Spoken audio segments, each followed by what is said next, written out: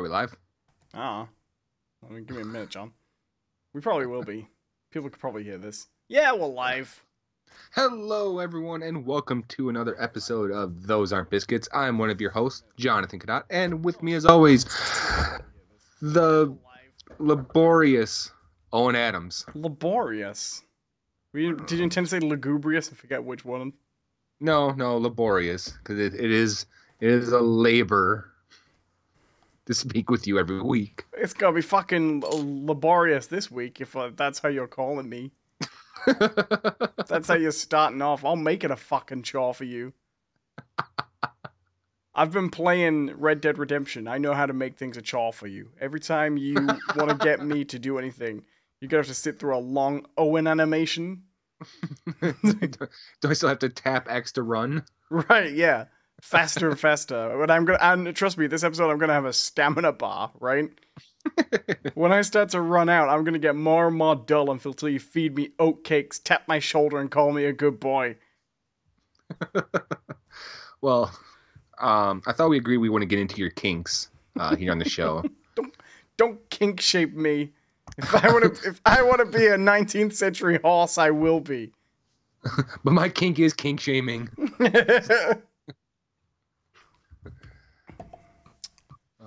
Well, yes, welcome everyone to Those Aren't Biscuits. We are an interactive pop culture talk show where we talk about everything from video games to comic books and television and music and normal novels, stuff like that.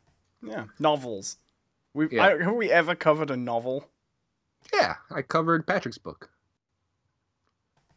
Fair enough. No, you're right. We did that quite recently. That was a novel we covered. You are correct. Yeah, and back in the day, I covered a few Neil Gaiman books.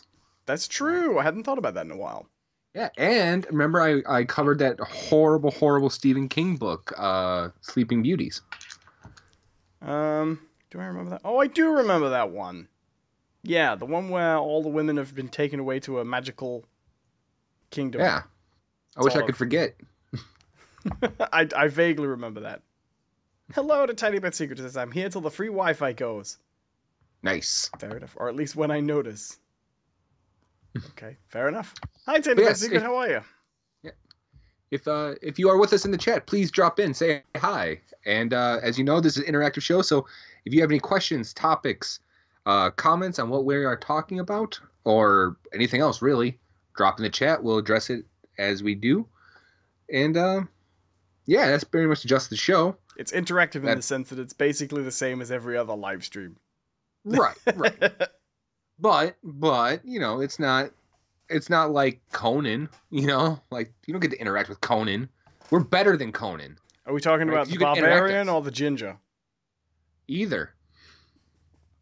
I don't know. You could interact with Conan, the barbarian. Briefly. And God help you if you're a camel. He just ignores you, though. That's the secret of the movie Conan the Destroyer. It's actually the world's first interactive movie. The characters just don't give a shit what your opinion is. It's always listening. Right. Let's see. Oh, Tiny Bit Secret has a question in the chat. It says, "What was your worst day ever?"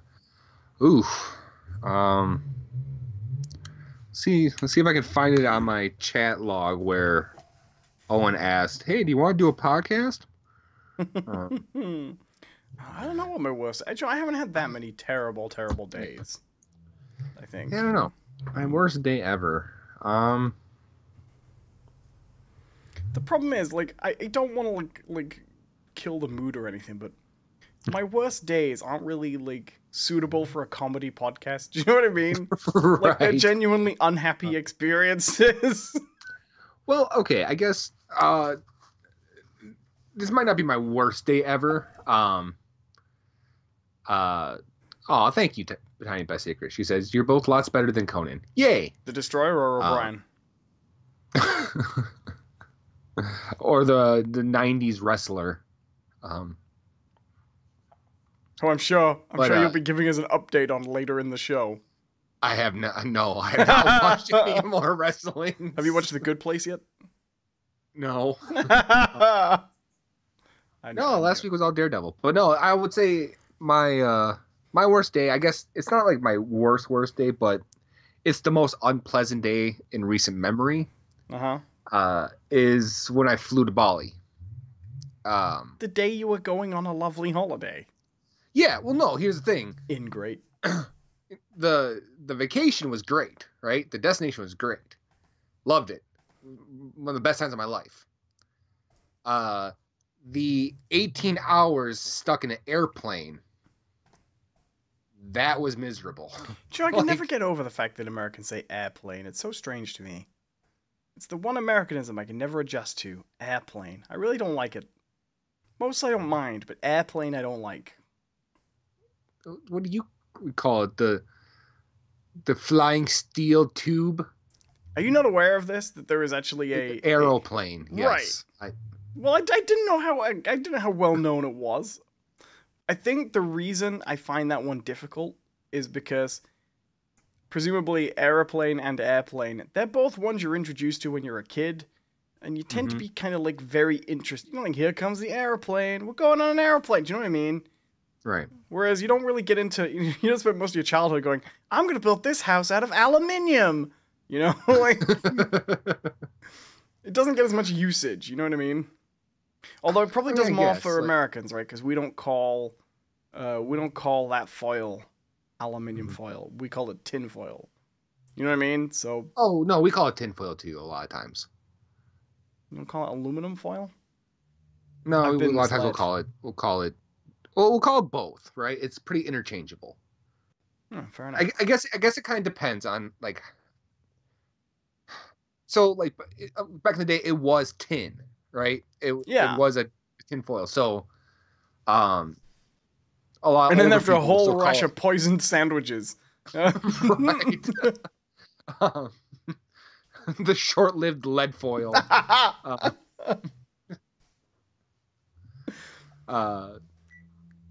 So, like, boy howdy, this asbestos foil sure does keep the sandwiches from getting burned.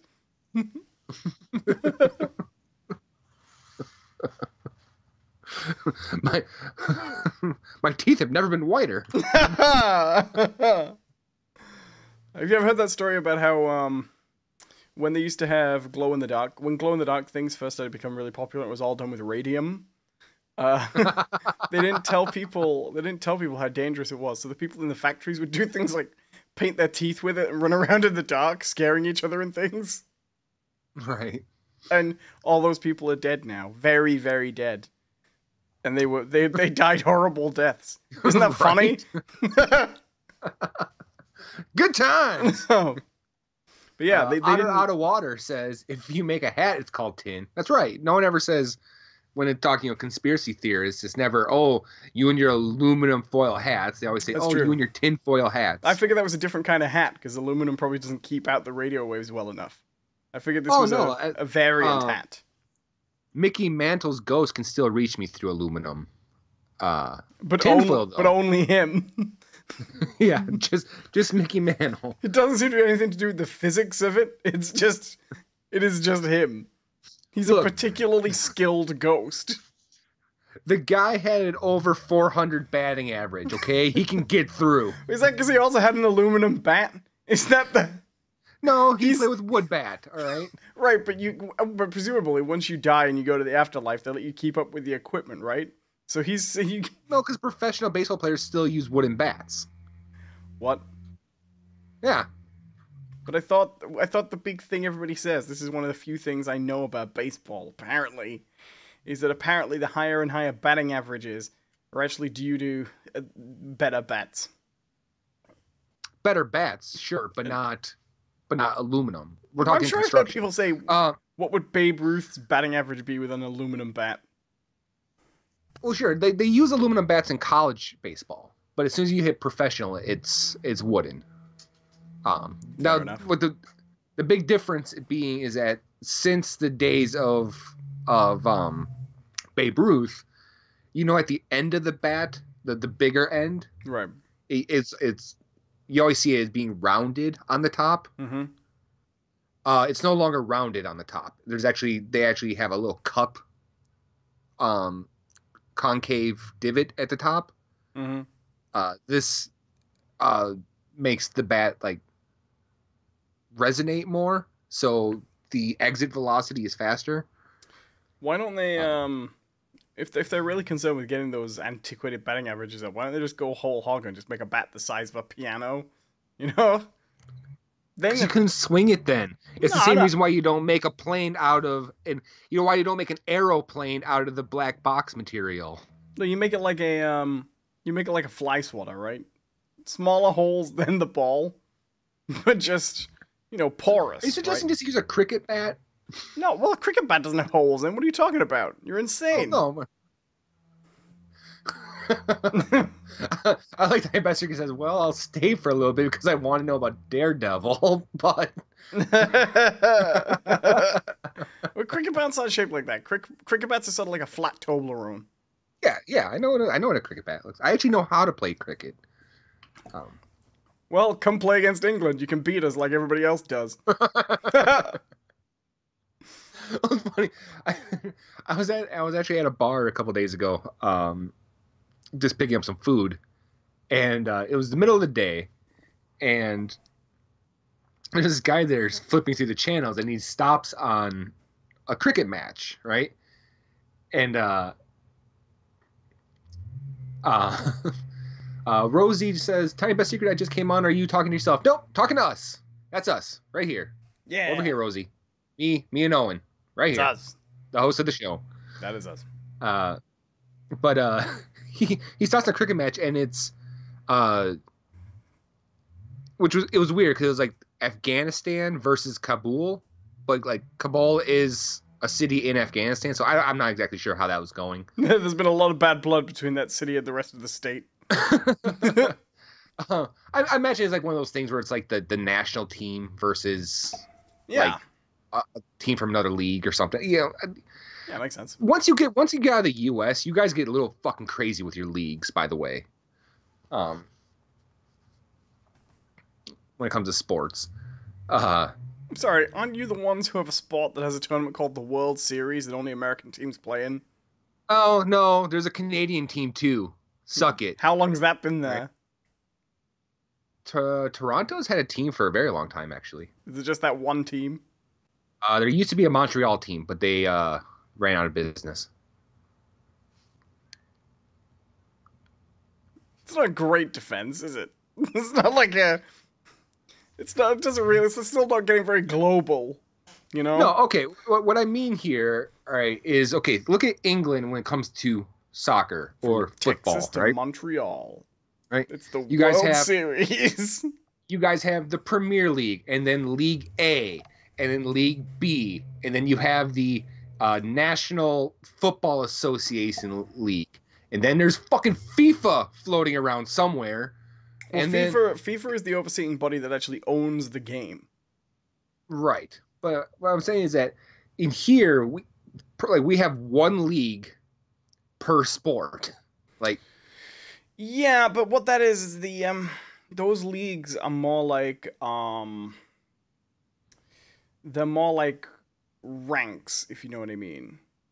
They Okay. play simultaneously, but for example, if you do really, really, really badly in one of the higher up ones, you can be relegated to one of the lower ones. So they play simultaneously, but it's a way of separating out, because each town has its own team. It's kind of a way of separating them out so that all teams get active seasons to play, even down to the lowest level. But you essentially, it's just a ranking system. Does that make sense? It's just a tiering system. sure, fair enough. But then you get weird stuff too, right? Where you guys then also you have like the UEFA, right? Which I understand is like, but you guys have like the That's how everybody you pronounces have- it. Yeah, so dumb. Okay, UEFA. You have that where the team from Ligue 1 in France, right, can play against a team who plays in the Spanish league, in a tournament, and that's where things get really kind of confusing for like us over here, because like no, like no one from the NFL, the National Football League, would ever play against someone with the Canadian Football League, right? They're two separate things. They don't commingle. Yeah, but sure. But that's why the thing about having a World Series is so strange to us, because if we called something the World Cup, it would be for football teams around the world. You know what I mean? Well, okay. So from what I understand about the history behind that is that when the World Series first kicked off, it was intended to be yeah, and then a they World realized nobody Series. else in the world gives a crap about that game. Well, no, because they do. Like, there's a reason why there's something right now called the World Classic, right? And it's every 4 or 2 years, and you have teams from Israel and Italy and Japan and Korea, Dominican Republic, and all these other South American countries and stuff like that. And Canada has a team. The problem is that they're very baseball is incredibly popular around the world. The only thing is that teams, no one wanted to put up money to have professional teams that was part of the MLB. Right. Are you sure baseball's popular around the world? Very much so. Because I Very live much so. outside the U.S. and I wanna from my understanding, it really doesn't travel past South America. No, it's incredibly popular in Asia. But is it, or is it just one of those? No, it really is. Like, I don't know where you got this misconception, but it is incredibly popular, especially in Japan and Korea. I don't know. I mean, really? Yes, Owen, really. I know. I hate to shatter your narrow view of the world, but I'm willing to do it. But no, Rosie, this is not actually a sports show. I don't know how we got in this topic, but we'll be moving on. So, do you wanna get into Daredevil right away, or Yeah, let's do Daredevil first. Sure. I watched Daredevil. All right. That was good. So did I. It was pretty good. It Moving was on. alright. Iron Fist. I saw Iron Fist season 2. It was alright. Pretty good. Played Red Dead All right. Redemption. It was okay. See y'all next Cool. week. Moving on. Baseball. All All right. right. Back to the base. So, The Red Sox won the World Series last night. I know nothing about baseball, by the way, just in case anybody, or any sports. Like, my ideal way of dealing with the complicated leagues in football is to not give a shit. That basically seems to deal with any understanding difficulties I might have. But no, let's do Daredevil. We watched Daredevil. And this might be the first time we basically both watched it about the same time for the most recent available show, right? Like, Okay, actually, can I pause you for a second? Have you not I was finished going to it? bring it up at the beginning of the show, all right? Have you not finished it yet? No, I have. Okay, but I know as soon as we start talking, this is gonna drag us out. Can I tell a story first about what happened to me the other day? Well, you asked by permission, which means presumably I've got the ability to say no. And I'm gonna do it anyways. Try to be nice. No, okay. Colorado Water says everywhere that has USA has troops is false to love baseball. That's how it works. Like the US gets the Empire theme? No, I was just sort of trying to make an imperial baseball music. I don't know. It's basically what you guys are, right? You got a fascist president. Everything else just follows. Yeah, baseball, the sport of fascists. I think that was your connection to the empire. Baseball is just the U.S. pastime, you know? Take All me right, everyone. out to my Everyone's ball standing- game. Everyone stand up for the 7th inning stretch. Dun, dun, dun, dun, dun, dun, dun, dun, dun.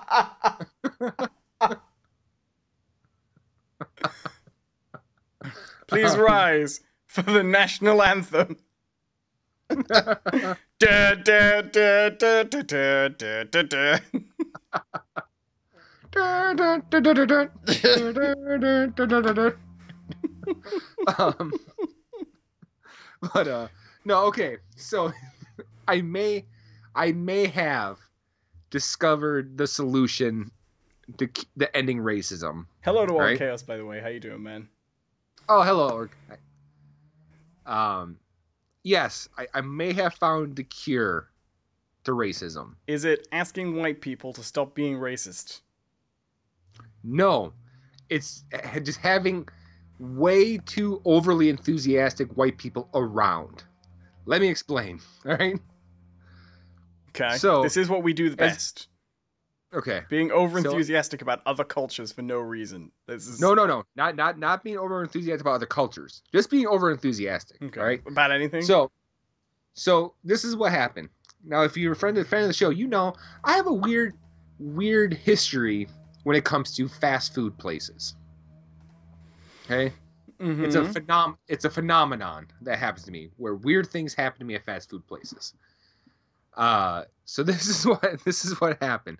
I go to Subway, and there's, as typical of Subway. I don't know if you have Subway over there, but yeah, we do. Okay, so typically underground, little trains go under them. Oh, good God. Okay. Oh my God. So there's typically two people behind the counter. You don't know now if we have whatever other thing called Subway you're referring to, and I'm just being a dick, or if we have it. Well, no, I do know you're being a dick. Like that's not up for debate. Yeah, but I could be being a dick, right, and not actually know what you're talking about. Okay, well, I'm sure some people will know. All right. So there's typically two people behind the counter. One who starts the sandwich, and then they pass it on to the person who finishes the sandwich, and then you pay that person, right? See, right. Now, and then you get about 3 feet away and realize you haven't got the fucking sandwich you asked for at all. Right. So it's a vital part of the process. Right. So what's funny is that Subway is pretentious enough to call the people who work on the counters artists, right? They're sandwich artists. Wouldn't it be great if you got down there and they were doing like the Venus de Milo in vinaigrette? You know, like stacking it out of cheese.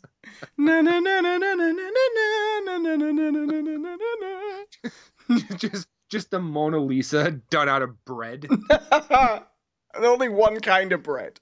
Like, yeah, just one. And it's not even the tasty Italian herbs and cheese. It's the plain white bread. Right, because someone was being culturally sensitive and they thought like a Da Vinci out of Italian herbs and cheese would be offensive. Right. Just not appropriate like it actually is. Yeah, appropriate. If you are gonna pay homage to Da Vinci, you better do it in the Italian herbs and cheese. That is the only appropriate medium. Italian is in the title, all right? Otter Out of Water says, since when is a sandwich a two-person job? To be fair, that is kind of how it works so well. Because one person can ask and get the salad laid out, and the other person, will fuck it up. Redundantly asks if you want your sandwich warming up. Just warm them all up. They're all good like that. Yeah. And don't burn them like you always do. All right, so I go up there, and I'm ordering two sandwiches, right? I'm ordering a turkey sandwich, and I'm ordering a meatball. And so I know the guy behind the counter. I used to work with him in the past, and he is a black guy. And I'm familiar with his attitude, and he's very much a fuck it kind of person, right? Well, I mean, he is an artist. Right, exactly. He has that flippant artist mentality, But so I'm watching him make this sandwich, and he's just slapping meat on the bread, and he's making a real Jackson Pollock of it. Yeah, basically, he decided to take the modern art approach to the sandwich medium, and so I'm not saying anything, anyways, because while he's doing this, he's inadvertently giving me like extra meat because he's not paying attention. He's just like blah blah blah blah blah. So I'm like, okay, I can handle a messy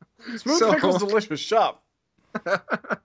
Smooth pickle. That sounds so bad. Smooth pickle was my DJ name. Right. DJ Smooth Pickle. Represent. And the Tangy Boys.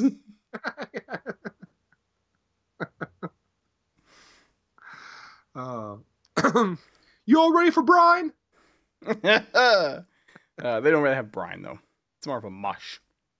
That's good. Smooth pickle's delicious. So anyway, so this guy is going just nuts, like making my sandwich, right? And at one point, I'm like, hey, there needs to be bacon on this turkey sandwich, right? And they don't just throw cold turkey on; they always throw it in the microwave. And so he takes the bacon, throws on the little wax paper stuff, opens up the microwave, and he looks at me and goes, "Hey, do you think I could wrap your other sandwich before this gets done cooking?" I'm like, go for it, man. Like I'm not gonna. You want to challenge yourself? Go for gold, champ. No, right? Let me hold you back from superior service. Right. No, it was actually a bad mistake. Oh, because did he just fucking destroy your sandwich? Right. He closes the door, hits, sprints over to my sandwich, throws on the paper, goes, wrap, fumbles with the tape, puts like a foot-long stretch of tape over the paper to hold it together. And I'm like, oh my God. Right? Like the first year kids in the family wrap their own Christmas presents. So pretty much, right? I mean, it looks like how I still wrap Christmas gifts. So he wraps up like this, looks at it, realizes he's made a mistake, right? By this point, the microwave is done, right? And he's like, oh, shucks. Well, hey, at least you can hit all those potholes on the way home. This sandwich ain't going nowhere. I'm like, yeah, I guess not. Yeah, because it's a pressing problem with my previous sandwiches. Right, yeah, because I'm going home through a fucking cornfield or something. Right? Don't jiggle the sandwich. Don't jiggle the sandwich. Oh, yeah, sorry. No, I didn't order the nitro sandwich. Yeah, if this sandwich falls under 50 miles per hour, it will explode, all right? It just comes up in like that classic action movie font. Sandwich. Yeah. Keanu Reeves stars in Sub. But so hello, Chicken Lisa. Thank you. 1 second, time beats. I'll get to that message in a second. So this is all happening, right? And the lady who is now waiting for this guy to make her sandwich because she didn't want the black guy doing it. I hear her go, you know what? Never mind. You can make my sandwich. It's just like this is it. This is the cure, right? If 50% of all white people just became obnoxiously intolerable to be around, it would force the actual racist people to have to interact with other races or else deal with that, right? Oh no, I still think pickle sounds adorable. No, it wasn't. Right? It was like, okay. So Tiny Best Yuka says, I saw this great tweet that was addressed to hotels saying that we don't want to climb into envelopes. We want to be able to move the duvet. And I think I need to find that and retweet it. Oh, who did say that? It was I saw that. I think it was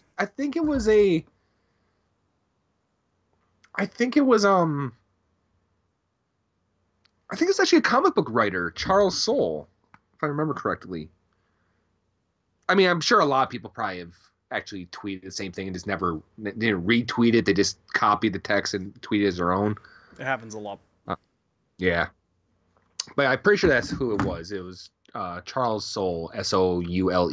This doesn't speak for the few of us, though, for whom hotel beds aren't envelope-y enough. I want a fucking stamp on the side. I want to be able to lick the blankets to seal myself in. I mean, I'm licking them anyway. I might as well get my full effect. I want to pay for my hotel room based on my weight. Right. I want to wake up bruised and all my corners damaged. With about 75% of my value stolen.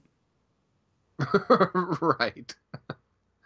And even though I clearly have fragile printed on my forehead, I want him to just throw me out of the second story window. There is that old joke. The little boy writes a letter to Santa Claus saying, "Dear Santa, I've been really good this year. Could you please send me a postal order for £5?"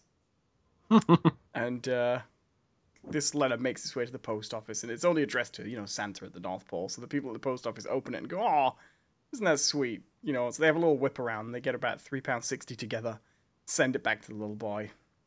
About a week later, they get another letter that says, "Dear Santa, thank you very much for the £3.60. I did ask for £5, but those thieving bastards at the post office must have taken it."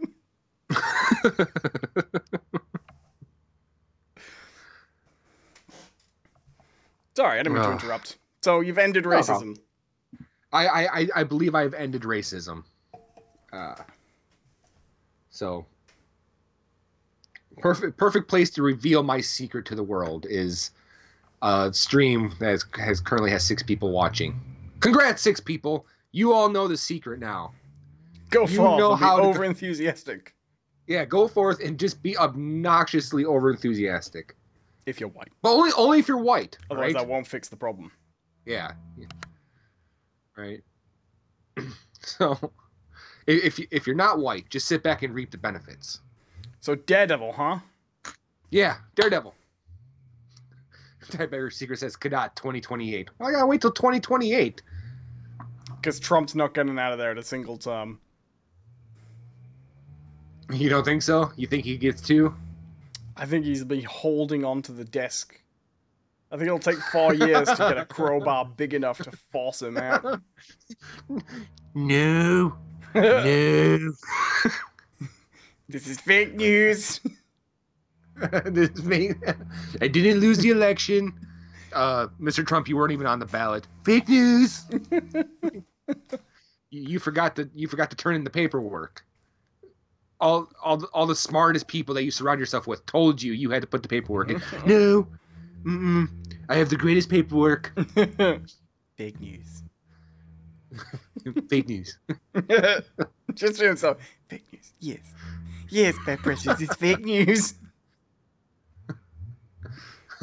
Tiny Best Chica says, I think he'll Underwood for sure. Which I understand where you're going. I know you're talking about House of Cards. But out of context, underwooding someone seems like a really, really sexy thing. I think Trump's more of an outer wood sort of person. I think he's an innie. I think he's an inner wood. Well, no, because we know it looks like Toad from it's Mario his inner Kart. Toad. Maybe when she was describing it as looking like Toad from Mario Kart, it's more of like a jelly mold or an ice cube.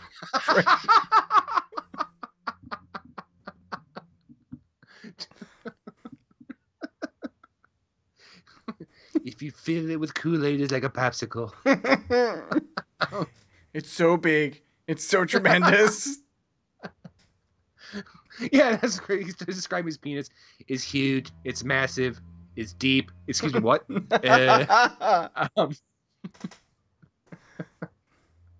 I mean, cavernous. No, excuse me, what? I mean, echo.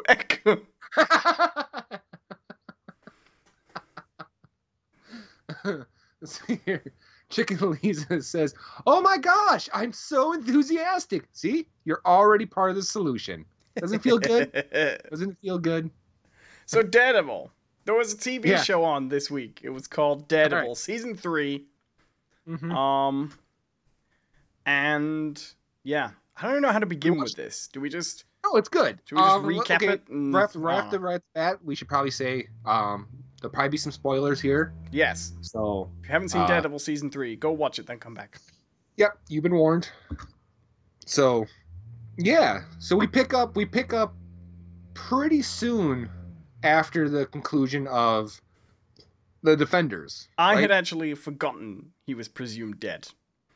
Right. Because it had been a while since I watched it. I had not. Except you had just watched Iron Fist season 2. Well, they don't say that he's presumed dead in that. They just talk about picking up the quest and stuff. Well, did you think that you just went, "Nah, I'm good"?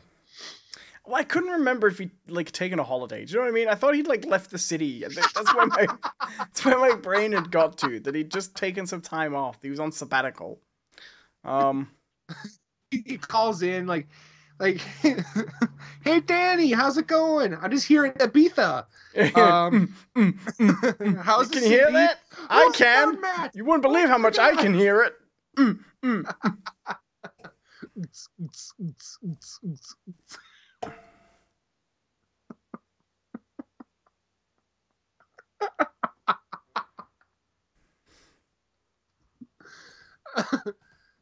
You enjoying that? I just like the idea of Daredevil in Ibiza. Right, wearing a Hawaiian shirt. But still the mask. Yeah. Oh, for sure. Right. Still the devil mask, but with a Hawaiian t-shirt. Right. Khaki shorts.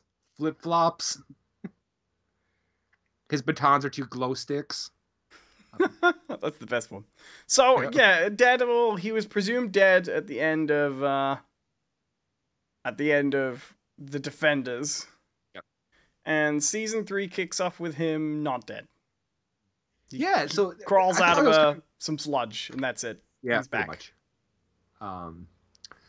No, I thought I actually kind of, it dawned on me during that first episode, like, wow, we've actually had a season of Jessica Jones, Iron Fist, and Luke Cage, where all those characters were convinced that Daredevil was dead. Which is kind of strange to me. Yeah, well, it makes sense. So I would say, actually, as far as plot goes, this series, without getting into too much detail, this series is actually pretty easy to sum up. Yeah. Because it's a relatively slow burn, but it's pretty simple. So, Matt Murdock returns from being presumed dead and is taken in by essentially the Catholic orphanage he was raised in as a child, right? They hide him in the basement, where the nun who was in charge of the orphanage when he was a child, or was staff at the orphanage when he was a child, basically looks after him in the basement and is trying to get him to sort of buck up and pull himself together, but at this stage he's lost his powers. So kind of for the first time in his life, he's having to deal with being actually blind. And that takes up the first few episodes, more or less, right? Well, the first bit. He has no powers, and he's in recovery. Meanwhile, Karen Page and Foggy are both working on their own individual little things, but they have some dispute over whether or not they think Matt's coming back. Foggy thinks he's dead. Karen sort of holding out hope that he isn't. Right. And then, meanwhile,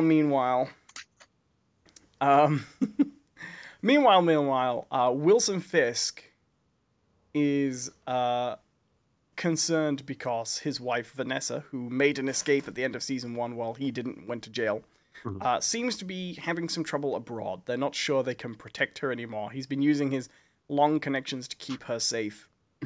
So he decides that he's going to make a deal with the FBI, because every week they come to him and ask him for information, and every week he doesn't give them anything, but he's going to give them information. And there's an agent called he's called Ray Nadeem, who is essentially, he's having some financial troubles and then gets the luckiest break of his life when he turns out to be the agent that Fisk speaks to. This culminates in Fisk making a deal with the FBI for enhanced treatment in return for information, and Daredevil gradually gets his powers back. Iffy at first, but he basically gets his powers back. Yeah. But still isn't prepared to tell people that he's alive. In fact, his plan is to essentially give up the Matt Murdock identity and go completely Daredevil. And Fisk, which is a strange thing, because we don't see too many.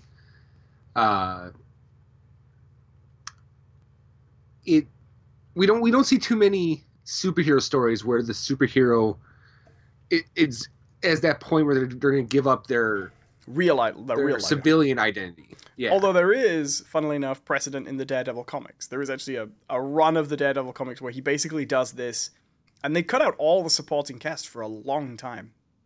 Became a very, very different book. But it all got undone, as things always do in comics, because that's what they do. But I can't even read all that, Tiny Best. Like I keep on losing track halfway through it.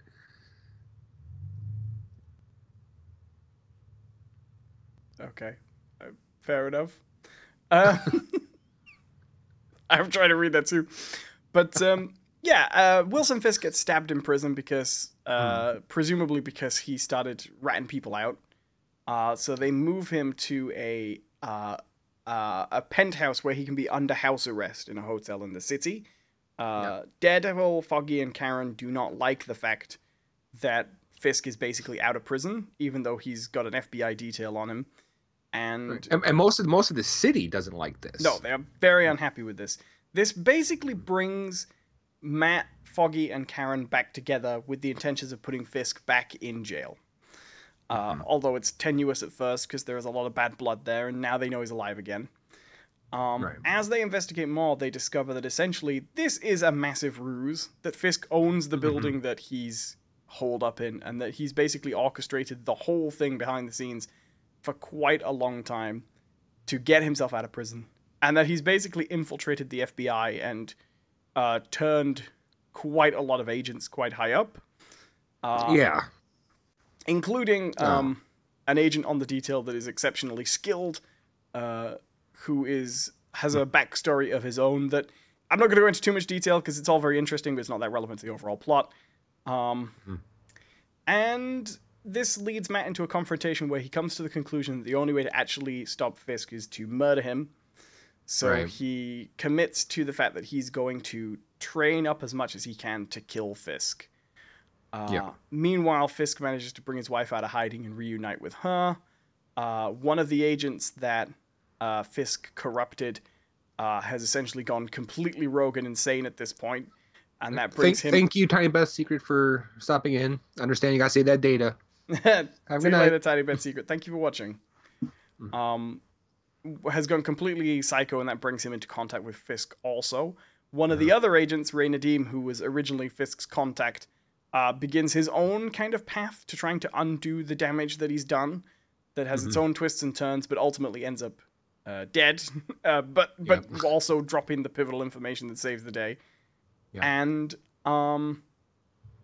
Fisk, Matt Murdock finds out that the nun that was looking after him was his mother. That's kind of... I didn't want to go into we often do very, very long summaries, but the truth is you don't really need one. Daredevil confronts Fisk and ultimately decides not to kill him, but does win, more or less, and Fisk goes back to jail. Did I miss anything pivotally important? There's lots of stuff important that I missed, but I would say that's the gist of it. No, I think not. I do actually want to dive deeper, though, on... okay, let's... there are some things I definitely want to get deeper on. Trump? There are some things I definitely want to go into more detail, but I would say that's the arc of this series is essentially that's pretty much it. Fisk manipulates his way out of prison. If you can break it down even more, so what we got here is a story of a broken man who has lost faith in the systems he used to believe in, and then by the end, through essentially the intervention of the people around him, he has regained his faith, but maybe is still a little bit darker at the other end. Right. It's kind of what we're dealing with. It's that sort of arc, right? Matt is irrevocably changed, but he isn't completely lost. There are some interesting ways in which this is expressed in the show too, because, for example, he begins the show by saying that he is giving up the Matt Murdock identity and he's putting away he's going to be Daredevil entirely, which is a direct flip from where he was at the end of season 2, where he was going to put away Daredevil entirely and just be Matt Murdock, right? That was the thing. Very interesting. All his friends and family think he can't possibly do this because it wouldn't be true to being himself, but they didn't mind so much when he was putting Daredevil away. They were all right with that. Right. But what's so interesting about this to me is he's going to inhabit the Daredevil identity more than he ever has before. He doesn't wear the actual Daredevil costume that is his Daredevil costume at all in this season. And there's something interestingly relevant to that, I think, which is that costume is a superhero costume, you know? Yeah, absolutely. But the suit he wore in season 1 for the most part, and the suit he wears for the most part in season 3, it's actually a better costume for the character as he is represented here, I think, personally. Well, I don't know. I have a certain love for the red costume. I do, as it is here and in season 2. It does look really rubbish, that final episode of season 1. Yes. It got a lot better. It does. It got a lot better.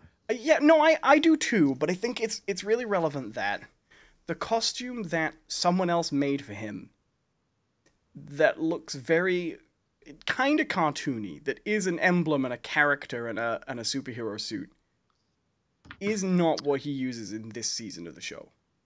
Right. And you know, the thing is, too, like, I like the suit. I do. I do really like the suit. Considering the tone of the other Netflix shows and how they're visually expressed, it doesn't fit. If Jessica like Jones and Luke suit, Cage had ended up with a suit, you know, it would have made sense. But no one really has a suit. He's the only one. We did see in Iron Fist, because we're going to talk about that a little bit too.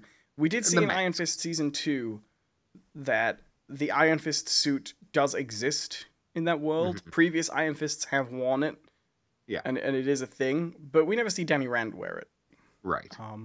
And good, because when you see him do it in that trial fight, it looks ridiculous.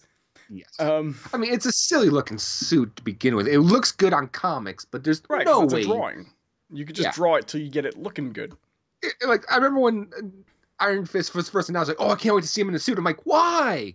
Like, it's right. It's not Ninja Turtles. It's that look from the live action Turtle show. So yeah, but back to Daredevil. Yeah, I think we get what this season really gives us is just a heaping amount of the pathos that the first season gave us that I think the second season kind of lost. Right. A bit of as they started ramping up the hand stuff more and more. Well, these Netflix shows have always been the weakest when they've been dealing with the hand. Their overarching plot has always, for me, been their weakest link. Yeah. So, but this one just ratchets it up. And we're not just talking Matt's pathos. Everyone gets their shot to be depressing. Yes. Well, this is... It's worth mentioning, this is very much... It's good that there was a season in between, but this feels like the same show as season 1, rather than a part of the ongoing show. It is very much a sequel to that first season, completely. And you know what I actually really enjoyed about this season? Other than... Sorry, you probably hear something in the background. I can indeed. Yes, it's a dog drinking out of a bowl loudly. Yep. I can't stop him. We can make that out in explicit detail. But so what I really like about this season though is, I mean, this is a little bit jumping topic, but I never got the feeling in the first season that Wilson Fisk was completely in control, right? No. This season though, he's almost omnipotent, right? And it makes him legitimately scary in this season. Well, in season 1, you have to remember most of the elements he was dealing with were rival gangs who also had their own section of control. Mm-hmm.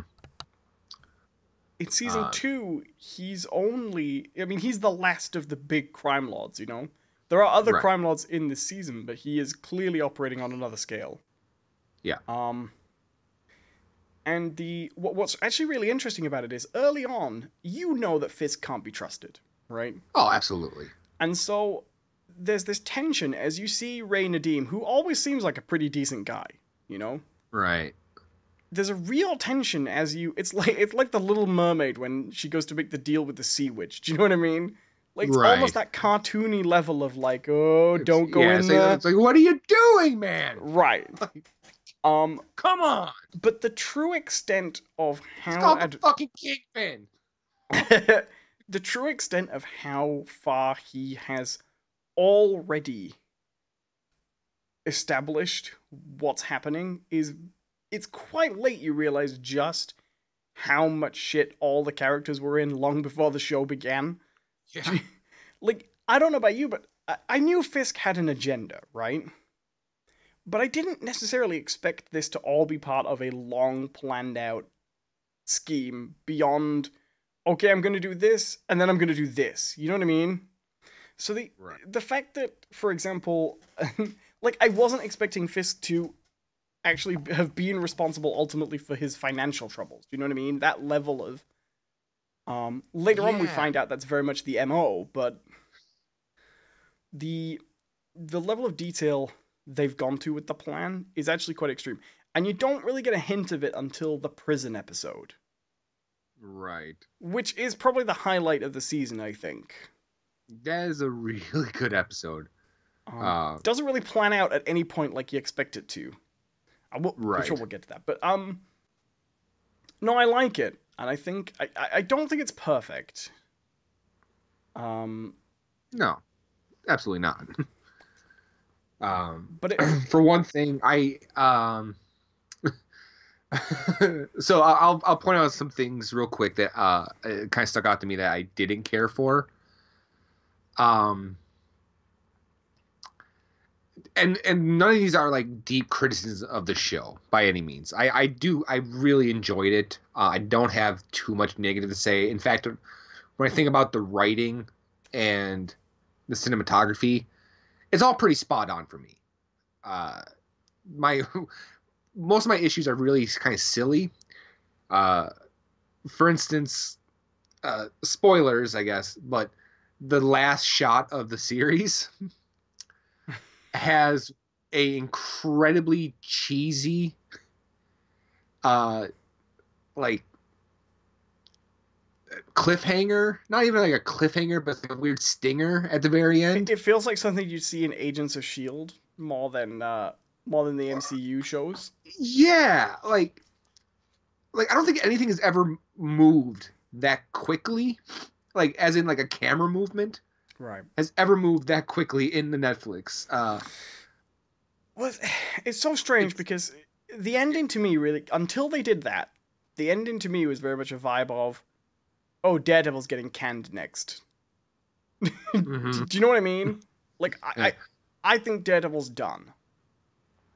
And it wouldn't break my heart if it was done. Do you know what I mean? Right. I'd be sad because it's been good, but it's not a bad season to go out on or anything, you know? No, like I mean, in a weird way, we do have a conclusion. Yes. Of all the important aspects of the show. Right, because I mean, you can't, like, I would say they came up with a strong enough ending for Fisk that if they never did Fisk again, you wouldn't be going, where's Fisk? Do you know what I mean? Right. Like, because I don't think you could do it again, too. Because the one weakness this season has overall, if it does have one, is Fisk, again, is fundamentally a little weak. You are still very much in the same ballpark as the first season. It does feel like season 1 again. Season 1 was great, so it's not a problem. But, I actually really loved Fisk this time. Maybe it's just Me too. I haven't watched season 1 in a long time, but I'd kind of forgotten a little bit what he was like. Do you know what I mean? I'd gone back to Fisk as I know him from the comics in my head. Right. But that odd mix of social awkwardness and madness, if you know, and megalomania. Yeah, he has like the strangest mix of, like you said, like megalomania, social awkwardness, but like within the same sentence, sometimes it sounds like he goes from Machiavellian level mastermind to impotent child within the same sentence, right? Well, so he goes from cold, calculating, callous to beast full of emotion. Right.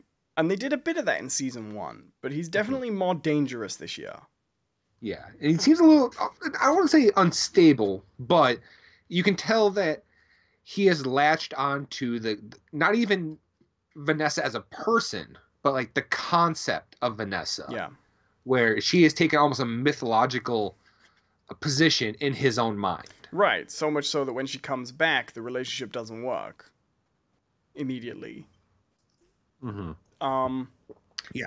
I was kind of expecting when what was the guy called? The fixer, the English guy who worked for the bank. You know what I mean? Yeah. I forgot his name. Felix Manning. Oh, yeah. There we go. When There's not a more British name in the world when he than Felix Manning. when he barged in and told him it was urgent when she got back, I was expecting another like "you embarrassed me in front of her" moment. Right. Yeah. But Felix in that relationship is an interesting character. There were times when I sometimes thought maybe it was written a little conveniently. Do you know what I mean? Like there were some things. When Karen confronts him and he just happens to have all the information. And I get it, he's that type of guy and they want you to go, oh shit, he's scary.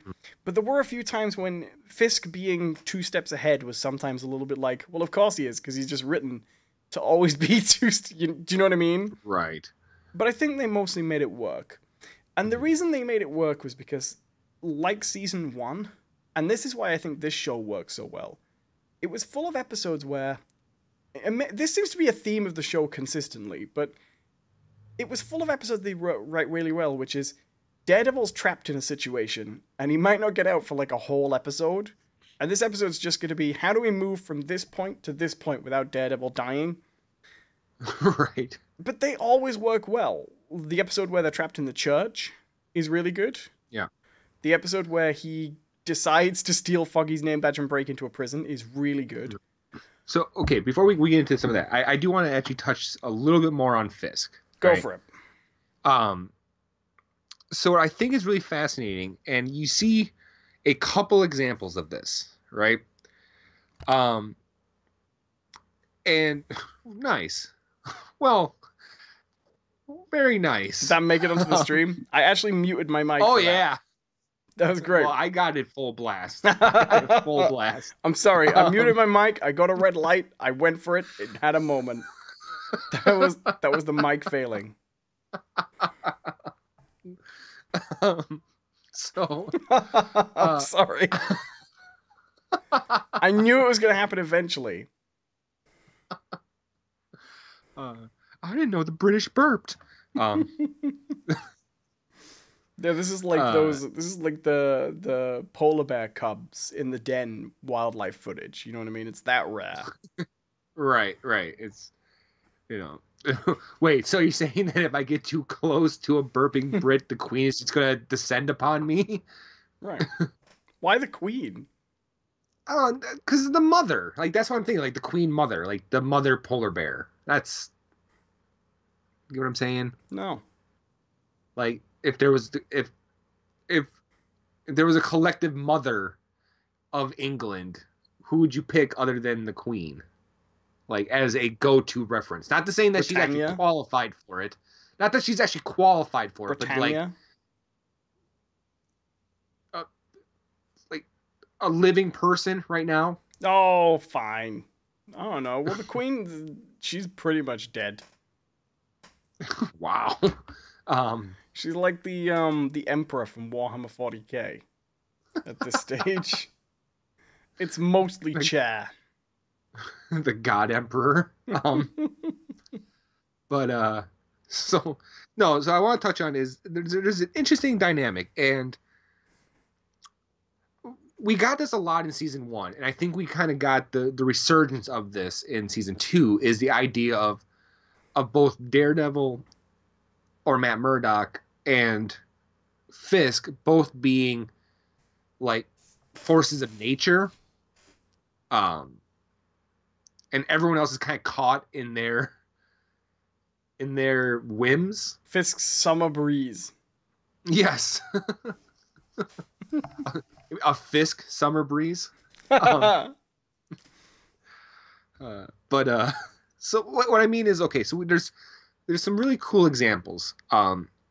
If you pay attention, and I noticed this while watching, is all the people under Fisk's control, or his thumb, you know, Felix Manning, the woman in the chair, what do they give her a name?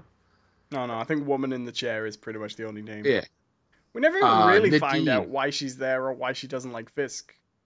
No, not really. She is a good example of convenient writing, actually. Right.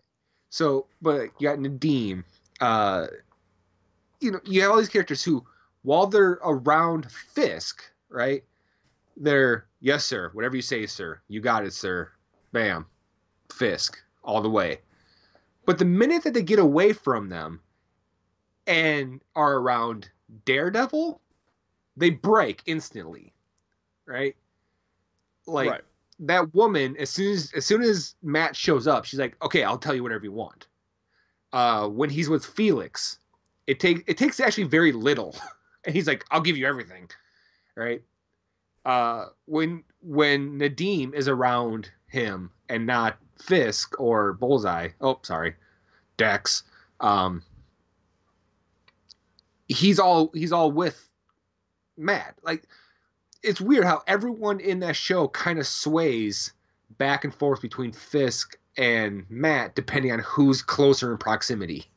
Right. I just thought that was kind of interesting. That kind of parallel that they have between those two. It's interesting. And it's very much a case of, on the one hand, it makes sense, they are the most persuasive people in the room because they're both prepared to use violence to some extent. Right. But there's another element to it, which is they've always paralleled those two characters in the sense that they were the only two characters who ever would go on long speeches about how they could never leave the city, Right. And they are both seen as being products of Hell's Kitchen. Yes. That have gone in different directions with it, Mm-hmm. And I think that's part of the same thing. Everyone else doesn't come from Hell's Kitchen. Well, Foggy sort of does, but you know what I mean? No one else comes from that world. And so they often treat them like they're the only two people who really in any meaningful way understand the stakes. Although Fisk, what's interesting is when Fisk was in season 1, he presented himself almost as like a philanthropist, Right. Although we still don't really know how he got so rich, do we? Because he must still have a fair amount of money. No, we do. It was in season 1. It was he had money, presumably through illegal means, but he capitalized on the incident. Right. He was rebuilding the city. But he still he must have been pretty rich though. Well, I mean, he used real estate. Right. He basically bought up cheap real estate and then resold it. Yeah, fair enough. Yeah. No, I like season 3. I like it more than season 2. Oh, definitely. Season 2 is definitely wounded by the fact that it needs to bring in the Defenders. Yeah. And by the fact that very clearly the producers wanted to write that Punisher show, but Netflix had said no. Because that is what they did. They made it a backdoor pilot. And they didn't want to do Fisk again in season 2 so soon. Right. But I think it's clear that they planned out season 1 and probably planned out this season. And then season 2 just is season 2. Just get another season in there, Get to the Defenders and see. It feels very much Dark Souls 2, It doesn't quite fit. Right. It's a... I mean, I don't want to say season 2 is bad, because I do actually like a lot of it. Mm-hmm. But, it's a little bit like the issue I'm having with The Good Place now. And I'm not going to go into too much detail because you haven't watched The Good Place yet. But with The Good Place, season 1 and 2 are very much clearly, like, when you see it, you'll probably understand that season 1 and 2 must have been part of the initial premise right from the start, right? It's too fundamental to what the show's about, So season 1 and 2 completely have to be in the original idea. And then season 3, one of the issues I'm having is it feels a little bit like this is the first time they've had to write a season where they didn't know what they were going to do necessarily when they had it commissioned, To me, it feels like season 1 and 2 were written... Season 1 and 3 of Daredevil were written right from the beginning, and season 2 was a necessity to get to the Defenders. but they always Right. plan to come back with it. But they make this work in a way that doesn't feel very derivative, I think. Mainly because all our characters are in such a different place. And so, it's been so long since we saw Season 1 and Fisk and all these characters that it feels more like a return to... It feels more like coming home than it feels like repeating something, you know? Okay, so I will say the bit that I kind of dislike the most, and it's actually a very small portion of the plot. I wonder if it's going to be the same thing I don't like. Oh, maybe. No, I doubt it, because this is something that's so easily passed over. It doesn't matter. I kind of got annoyed with the fact that Fisk had gotten to Foggy's parents. Oh, okay. No, that's not what I was going to say. It really bugged me because at that point, like, one thing, once you get to the end, that plot point actually serves no purpose. Right. Because the threat that it poses, they find a solution for within the solution to other problems. Right. And it also, the fact that he'd gotten to the brother was enough. Right. And, like, what got to me was, like, it was kind of like one of those, like, it was too much of a good thing. Like, right. It, like, what, like, okay, he planned out Nadim. Sure. Give him credit. All right. He got the decks. Got it. No problem.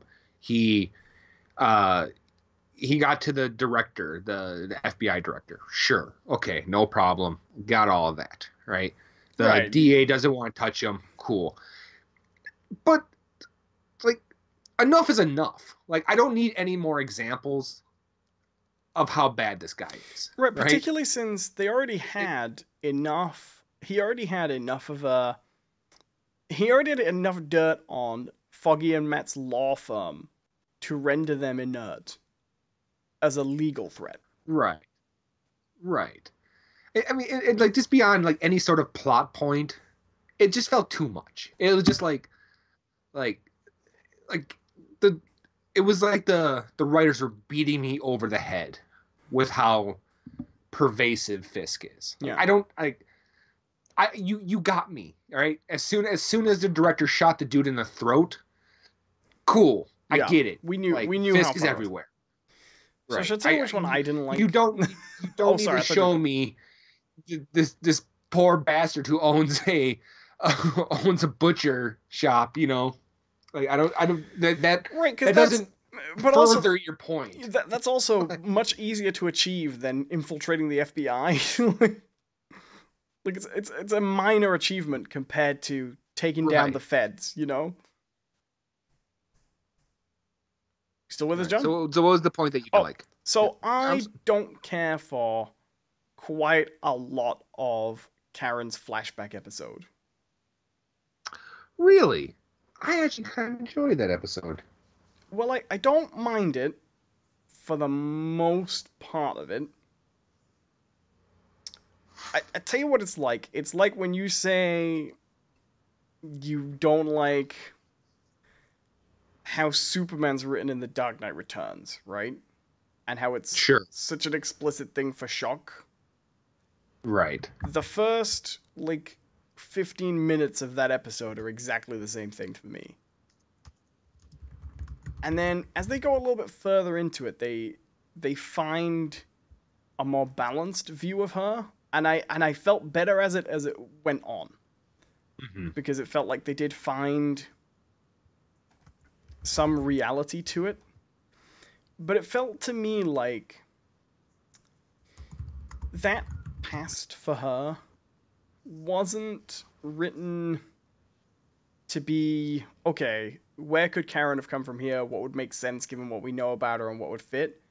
But it felt so much like her being a drug addict, drug dealer, cheat who deferred and dropped out of college for a little bit. You know, it wasn't so much the family and the hard life and the killing the brother and having the drop-dead boyfriend, the dropout boyfriend. It was the stuff before that just felt like it was like, okay, the sole motivation to that seemed to me to be, okay, what would be the most depressing and unexpected history for Karen to have. And I didn't really care for that. Okay, you know what? I get what you're saying. I do. And there is a bit of that where it felt like, okay, well, maybe we could have gotten this point across without having a 10-minute long sequence where she dances naked and kisses people. Yeah, Karen doesn't wear a shirt, you know? Right. Like, I feel like maybe we could have got that across some other way. Now, I will say, though, that where I think is actually kind of clever about it is in the comics, right? Karen's story is in reverse, right? She goes from being a wonderful girl who becomes Nelson and Murdoch's legal assistant, secretary, great. But once Fisk gets a hold of her in the Born Again series, it goes all wrong for her. She loses everything. She becomes a drug addict and a prostitute. And then she eventually dies in like one last redeeming act. Right. So this is almost completely opposite, right? She starts out kind of messed up, and she's using her time in the city and with Matt and then the Bulletin to redeem herself, right? Sure. And while that is a clever inversion of the comics as a concept, purely within the context of this show taking it on its own merits, I don't think it works. Real quick. So I saw the stream and was live. I went to take my drink upstairs. I've gone and dropped my cup down, done one of those movie scenes where I try to catch the falling object and thrown water all over me. Fun. We're going to need a video of that. Right? Pixar didn't happen. That sounds great.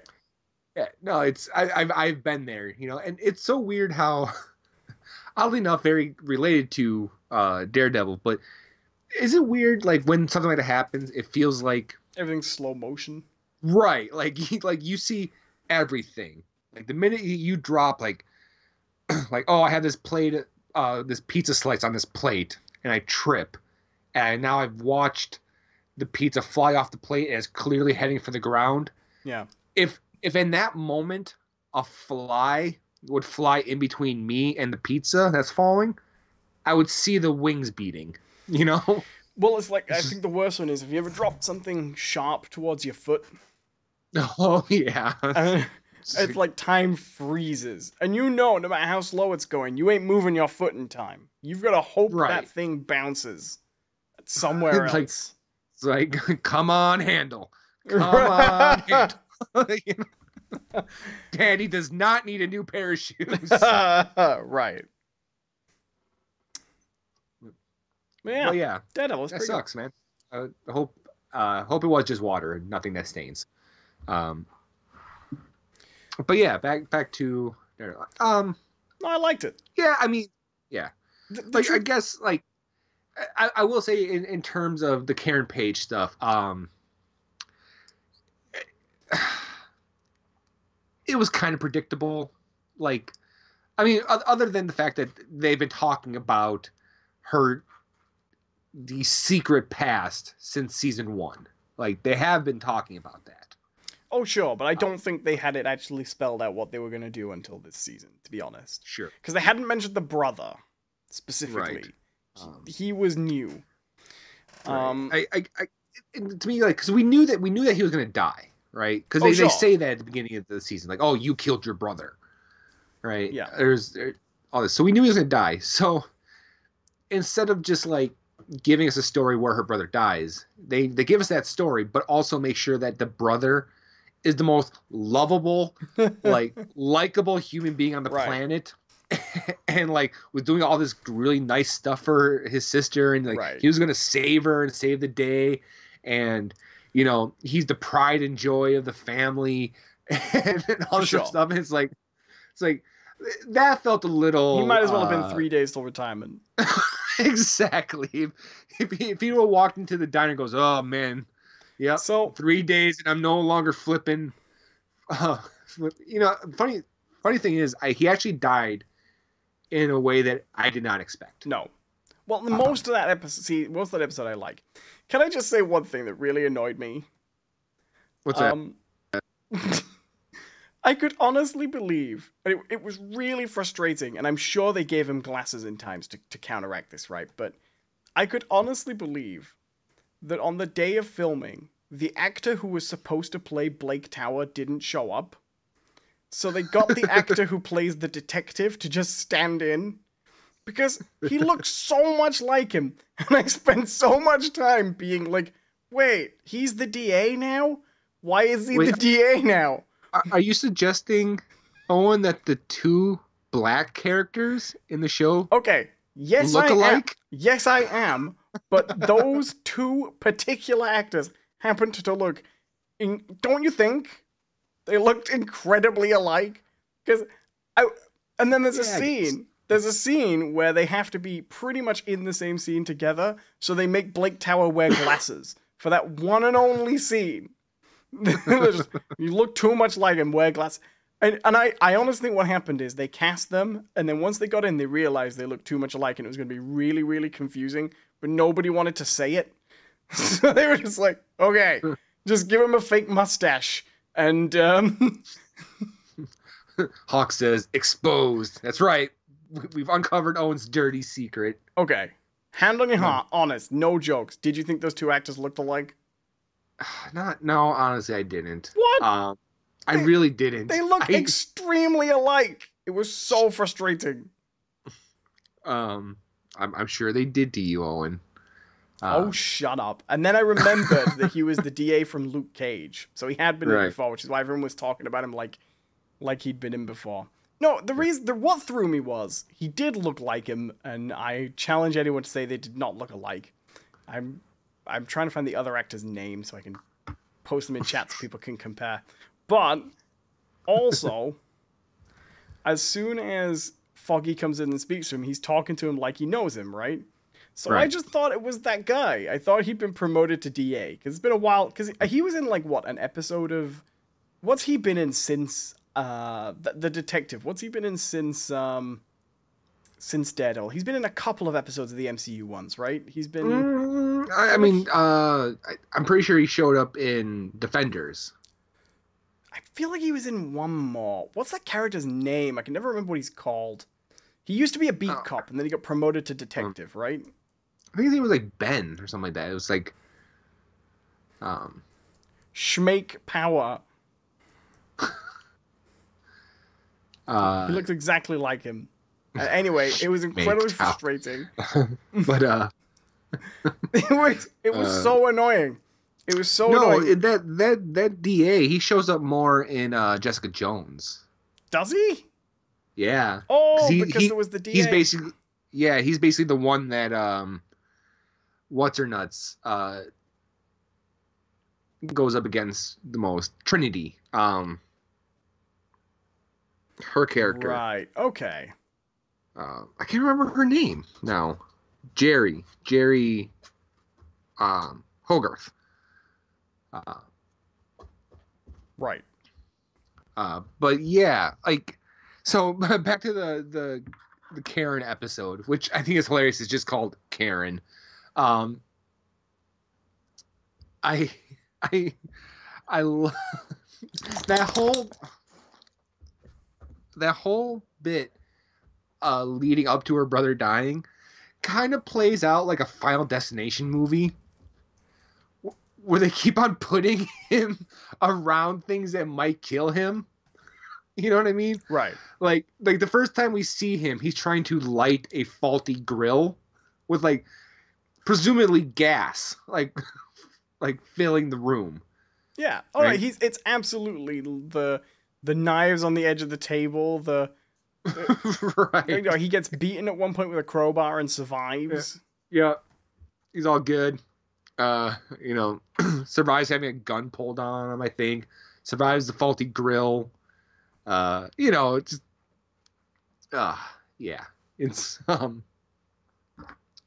Yeah. But yeah. Okay, so there's one part of Daredevil we haven't talked about. We should probably go through it quickly if we want to get to some of these other topics. Yeah, sure. Um, Bullseye. Bullseye. Can I just say, I will say one really great thing about Bullseye. What's that? At no point did he ever say, or did anybody say to him, Bullseye. Right. Because it's a stupid name, and I'm done with this thing of where, like, call him Bullseye if you want, but just have him go, I'm the kind of pretentious dick who thinks Bullseye is a good name, right? Right. Don't do the thing where he's like, Bullseye. Like, do you remember Casino Royale, where the character comes in, and she's from the finance department to make sure he gets the money, and she says, I'm the money, and he goes, yes, every penny of it. Oh, because the character used to be called Moneypenny. And then later on, in the other films, they wrote in a Moneypenny. What are we in now? Did she get hired based on her similarity to a joke you made 5 years ago? Makes no sense. Anyway. Like, sir, she has no qualifications but her name. Right. I like being reminded of that joke. No, so I like Bullseye, and I kind of like the idea that they never even really tried to explain, like, he has superhuman abilities. Yes. Like, well, so here's the interesting thing, because I want to talk about this in the context of the suit as well, right? Sure. And we'll talk about Bullseye in a second, but I just want to say this, and then you can say whatever you like, and I'll stop cutting you off, right? But doesn't the fact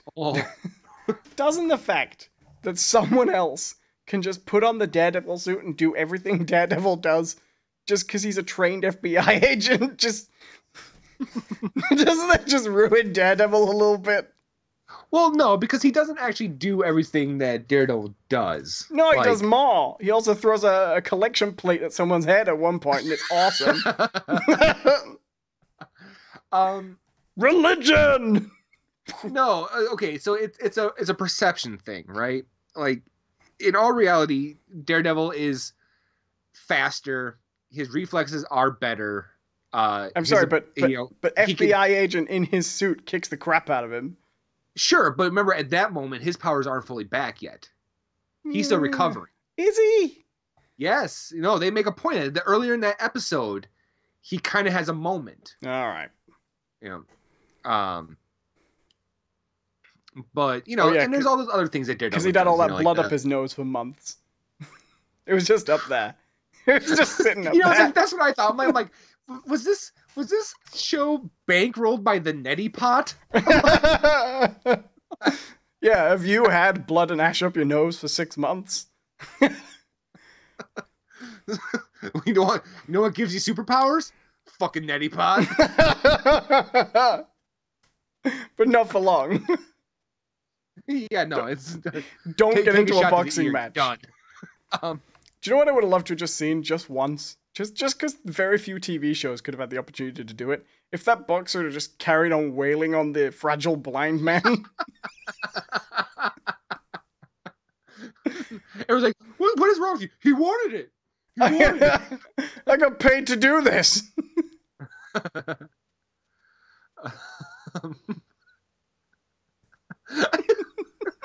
The more I think about how silly that scene actually plays out with the neti pot, right? Because he's sitting there at the sink. He's just like, oh, I guess I'll feel around today. Like, I haven't bothered to feel around this yet. Oh, hey, is this a neti pot? Yeah, fuck it. I'll give it a go. I've been making tea in this for 6 weeks. I wouldn't be half surprised if he would have been like, use an neti pot, all the blood coming, go, I can see. This has been in there since I was 8. All that radioactive isotope is right there. I'd like to if stuff had just kept coming, like there's like a rubber chicken, like one of the batons. Yeah, photograph of the Punisher. Like all the crossovers, like Misty Knight's robot hand, Jessica's camera. Luke Cage's hoodie. Or just Luke Cage. Just the whole of... Iron Fist plot. I Oh, that's where it was. just We lost that script 2 weeks before production started. We cobbled one together. If we only knew. I just couldn't get around the idea that it was just up there. And he hadn't like tried. No one had cleaned him like up his nose yet. Well, I mean, to be fair, he was at a orphanage, and they were kind of just like. Right. To be fair, those nuns pulled off some crazy shit, right? Right, like keep him alive. Like the first thing once he gets his senses back, he finds is like a big unused, unopened tub of 100 Q-tips with like a little note on in braille saying, "Use these. I got these for you, Matt. Clear out your orifices." You know. So no, okay. I don't think we should pass over him so quickly. But Dex, I think he's actually a pretty good character. Yeah. The only issue I have is, and I don't mean to paint this in a case of in today's day and age, I did kind of take a little umbrage with how him being kind of mentally challenged, or not mentally challenged, but being I want to mentally see ill. that bullseye. Don't do it. Don't do the impression. I wasn't going to, but exactly the same plot. You know what? I want to see the same thing with Bullseye, except played by Sling Blade. Why can't we just have everything else around him is exactly the same, but it's the Colin Farrell Bullseye? You show up like, Dex, don't do this. Bullseye.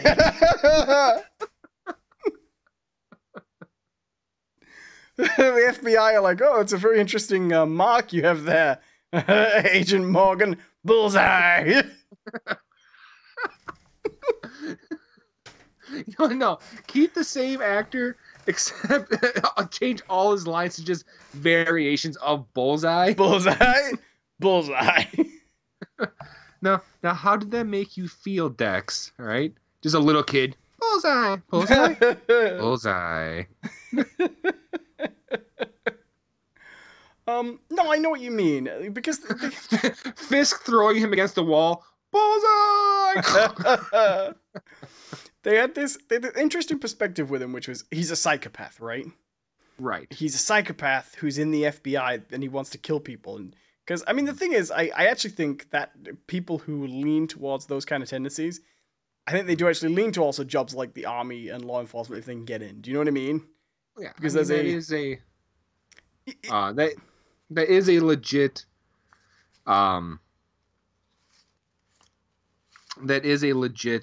like thing. Yeah, like her whole treatment thing, like you'll find a well-regulated job with lots of restrictions, right, and stuff like that. You'll lead a tidy life. Yeah, that sort of thing. Those are legit like treatments. Well, because I mean, like a lot of psychopaths actually, one of the professions that has high percentage is actually surgeons, because it requires a high level of precision and focus, but it also requires a lot of kind of arrogance, if you know what I mean, and right, and ego and things like that. Yeah, but they also paired it with this idea that he clearly wasn't a psychopath, because he clearly had lots of feelings and desires to be good. He just didn't know how to process them properly. Do you know what I mean? Right. She was kind of a terrible shrink, really. Well, you know, the thing is that it was the flip, right? It was like the idea that, okay, clearly this guy has managed to keep it together for 25 years or so. How old did you say he was? 30, like 35 that, maybe? Through the power of stalking a stranger. Right. And listening to tapes of himself as a child. Yeah. Yeah, he's managed to keep it together so long, right? And then very conveniently, it just all breaks down for him. Like, granted, there was some outside influence, but the idea of like, okay, all this bad shit's happening, and now bring on the bees the bees in his head. Like, Right.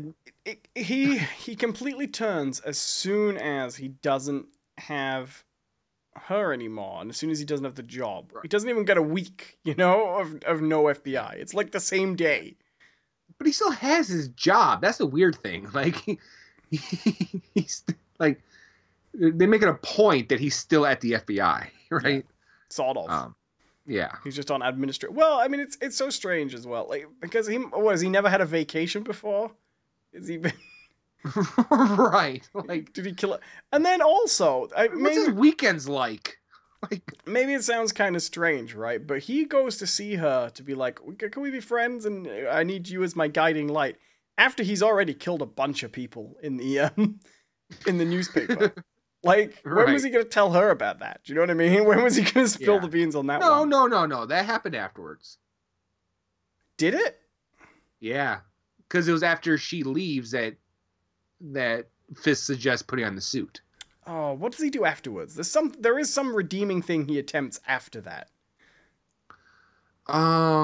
Maybe it was listening to the tapes, because anyway. Maybe. But also the therapist is kind of nuts. Like, he was getting murderous, and she was like, "No, that's fine. Yeah, you're good. Killed your coach. It's all right. Well, I don't need to tell anybody about it. I don't need to kick this upstairs or anything." Well, technically, she can't. Well, I think you can when the person you're talking about is a minor, right? No, you can't. Like, that's. But when other people are at risk, like all like it would be. There's some weird. Okay, if he would come to her and say, "I'm going to kill this person," right? Then I think that comes under mandatory disclosure. Something. Yeah, but when you, I suppose, but yeah, no, I like Bullseye for the most part. I didn't really care for the idea that, especially once you get to like the last couple episodes. Where, like, when he shows up at the wedding with the body, right? Like this is maybe a bit much, right? He couldn't just be traditional mercenary nuts, right? He has to be. Oh, I'm carrying around a dead body with me. I'm talking to her. But what I will say is, Bullseye. I would say Daredevil doesn't have a huge rogues gallery, right? No. And really, Fisk and Bullseye are the ones most people know, and even Bullseye's a bit obscure. I mean, people only know Fisk because he was in the Spider-Man cartoon. Yeah. Fisk is still probably more famous as a Spider-Man villain, even though he's not really a Spider-Man villain, Right. In a big part because of that cartoon. Although he's been in a lot of Spider-Man comics and cartoons since. But, so I figured Bullseye was probably coming eventually, right? When you consider that season 2 was The Hand and Dead and Punisher, Punisher, yeah. And I think, for all things considered, they came up with a really good way of doing him. They fit him into the story rather than trying to be really, really, really true to Bullseye. But I have to say, it never stops being entertaining watching someone just throw things at people really fast and really accurately. Yeah, it's actually oddly satisfying, right? It's like I can imagine, like, if they take all the scenes of him throwing things very accurately, like slow it down a little bit and put like an Enya song behind it, it'd be like, oh, oddly satisfying ASMR video, right? It's like it goes listening to someone scratching a cat, to soap cutting, to Bullseye throwing a plate at a head, right? That's the progression.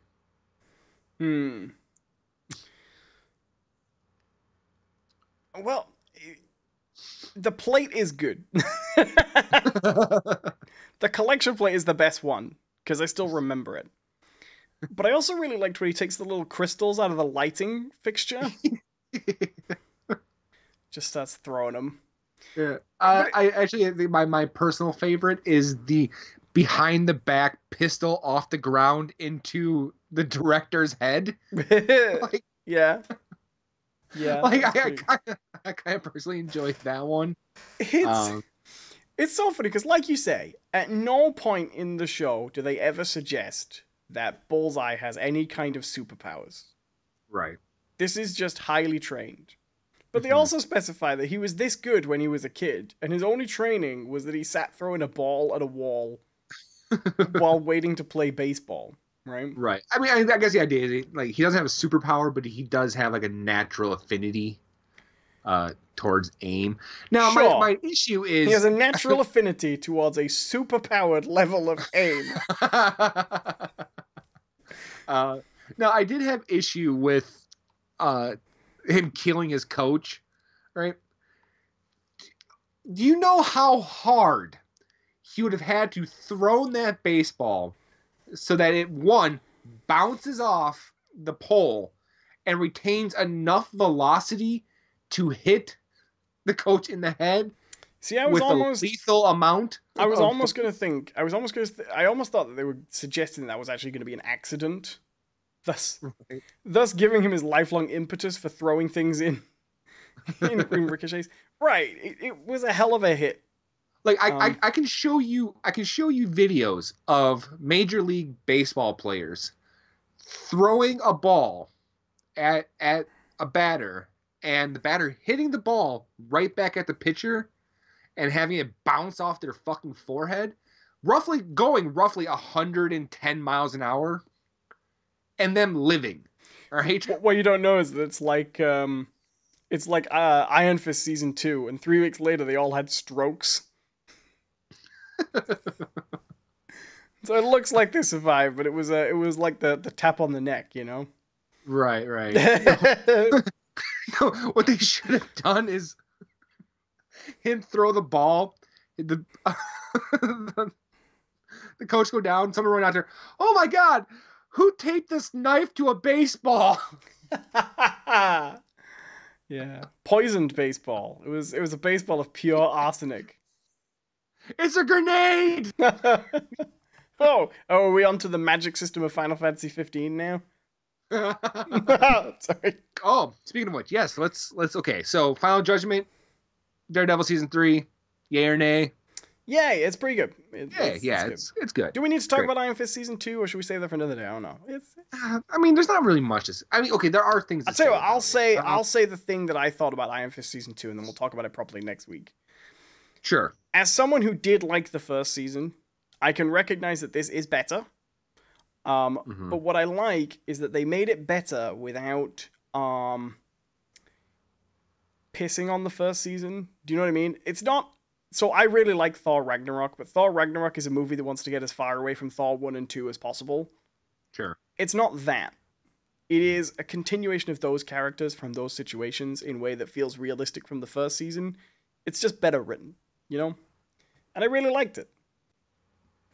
That's pretty good, wasn't it? Yeah. Real quick thought. I think, just like I thought she was a standout in season 1, I think what they did with Colleen in season 2 was amazing. Yeah, she gets a lot to do. Honestly, they should have just skipped Iron Fist and just had the Colleen Wing story. I liked the leader of the Hatchet's wife, who became the leader of the Hatchets. She was good too. Really good. Honestly, yeah. I think the female characters of Iron Fist stole the show. Between Misty and Colleen and Meacham, Joy Meacham. I had no idea Misty would be in so much. I was surprised. Yeah. No, I agree, and I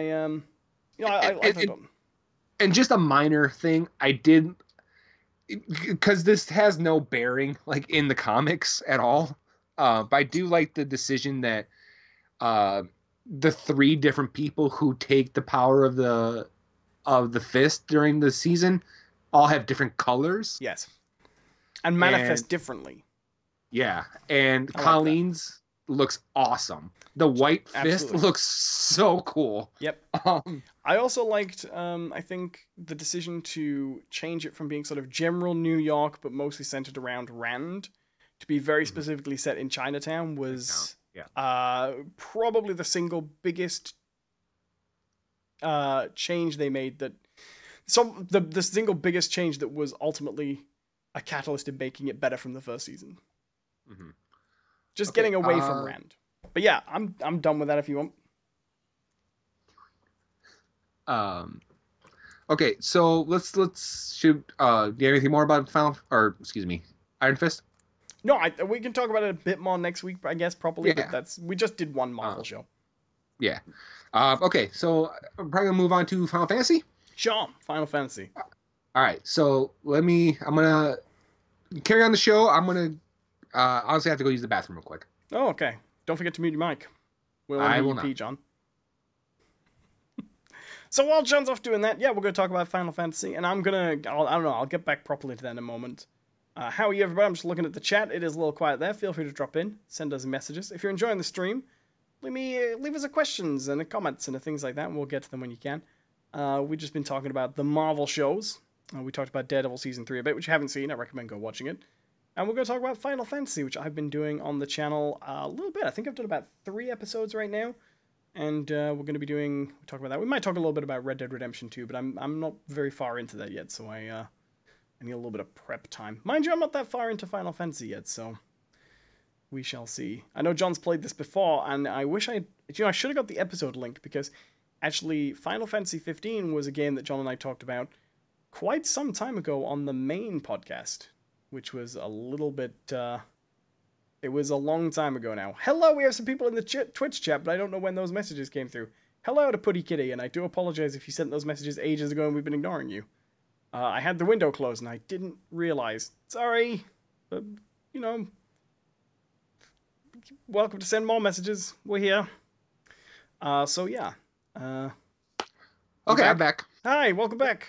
Hi, and yes, once again, we are very sorry about our friends over on Twitch.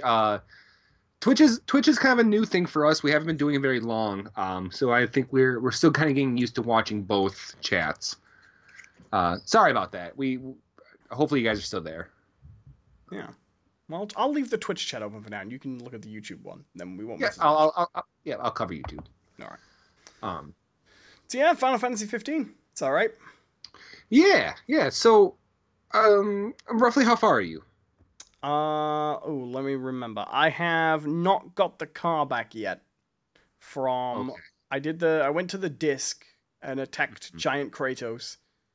And and then when I was dropped off by Captain Very, Very Suspicious Voice in the English dub, I was dropped off without a car, and I was given a quest by a messenger of the gods to go and touch lots of things that would give me some powers. And I did it all on rented chocobos. And nice. I'm going to get the car back next. I've just got the call from Cindy to tell me she knows where the car is. That's where I'm up to. Okay. So I'm not that far in. I've done about 3... You have touched the stones and you now possess the blessing of Ramu or whatever? Yeah, I haven't done anything with it yet. Okay. So, the blessing of Ragu. This isn't so much a spoiler, but this is something I kind of wish had been explained to me about how those things work. Oh, yeah? You really don't have control over them. Oh, good to know. Yeah, so like Titan and now... It's like Ramu, right? Rahmamu, something like that. Yeah, Ramuth. Yeah, smooth vermouth. Yeah, I'm more of a dry Ramuth kind of guy. They make better martinis. But so what it is I mean, I don't think it's any sort of surprise, but you will collect more of them. Yeah, it seems to be that kind of thing. Yeah, it's very much a GF or a Eidolon or an Aeon system or Guardian. Other Final Fantasy have done that shit where you get a big ass monster to come help you out. Right, the summons. Yeah. You get more of them, but what makes it different in 15 is that you can't actively summon them, but they appear more likely if certain conditions are met. Oh, that's interesting. So, but they don't tell you what those systems are. I had to look them up, and so essentially, like, if you use this certain weapon more often, this guy will show up. I kind of like that premise. Yeah. But when they show up, they really fucking show up. All right, I'll tell you that. Like those, they ain't fucking around. But yeah, so I just want to explain that to you because I don't think that's so much of a spoiler as just a really kind of poorly explained mechanic in the game. Well, so I will say, the idea that this game would have elements of the combat where you don't appear to be entirely in control is not a surprise to me. Right. So I'll say how I'm feeling about it so far, without going into the plot and stuff, because we've already talked about that, and I'll go into the plot more when I'm further in, I think, because I'm still pretty early on. I'm actually liking it a lot more than I expected to. I will say something that's going to sound like a massive insult, but I don't mean it as one at all.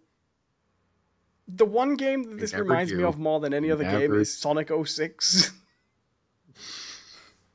Because it just feels like Sonic 06, you know what I mean? You got these fantasy characters, but then they're also running through this sort of weird half American, half Japanese-inspired environment with all these little townspeople and things milling about for their shops. Do you know what I mean? And that music's in the background, it sounds just like Sonic Adventure music. So it feels so much like that kind of game. Sonic 06 feels like a better game in comparison, because now I know what they were trying to go for. So for me,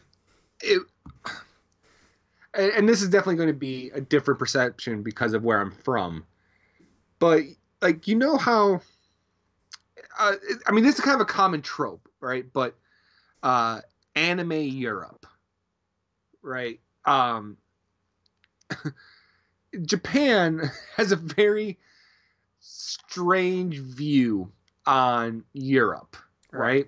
And you see it a lot in anime. I'm pretty sure Japan is not convinced that you guys ever made it out of World War II. For real, like, right. Like, you watch a lot of anime that takes place in Europe. Either you guys are either still in the medieval age, or you never quite made it past 46. On the other hand, Japan's opinion of the U.S. is that we never made it much past 1957, right? Japanese America is very, very steeped in this kind of mid-century Americana sort of thing, like Route 66 and rock and roll diners, and is that sort of thing. It's a very Japanese perception of the outside world in general. It's like, have you heard about this Paris psychosis thing? Yes, we've talked about that a few times. It's my favorite thing. For people who don't know in the chat, the Japanese embassy actually has a service set up to help people get Paris psychosis, and it's when Japanese tourists go to Paris for the first time, they often get serious mental illness because they're so disappointed by it, because it's not as they imagine Paris to be. So there you go. And hello, Orchaos, who's in the chat. I said, at least it's not the Chibi mobile version. Now that's more like the Sonic version. Fair enough. I get that. That one does actually look kind of fun, but I totally get that, and I don't mean to compare it to Sonic in terms of quality at all. But Sonic Adventure was this type of game. Sonic Adventure, Sonic Adventure 2, not so much because it didn't have the adventure worlds. Sonic 06, they were like this. This is what they feel like when they're good, when they're lining up. So I like it a lot. Do you know what I'm liking the most about it, actually? The thing I really wasn't expecting that's completely caught me off guard. It feels like a 16-bit Final Fantasy game. It's got an overworld. That overworld leads to dungeons that lead to quests that are structured like old-school Final Fantasy games.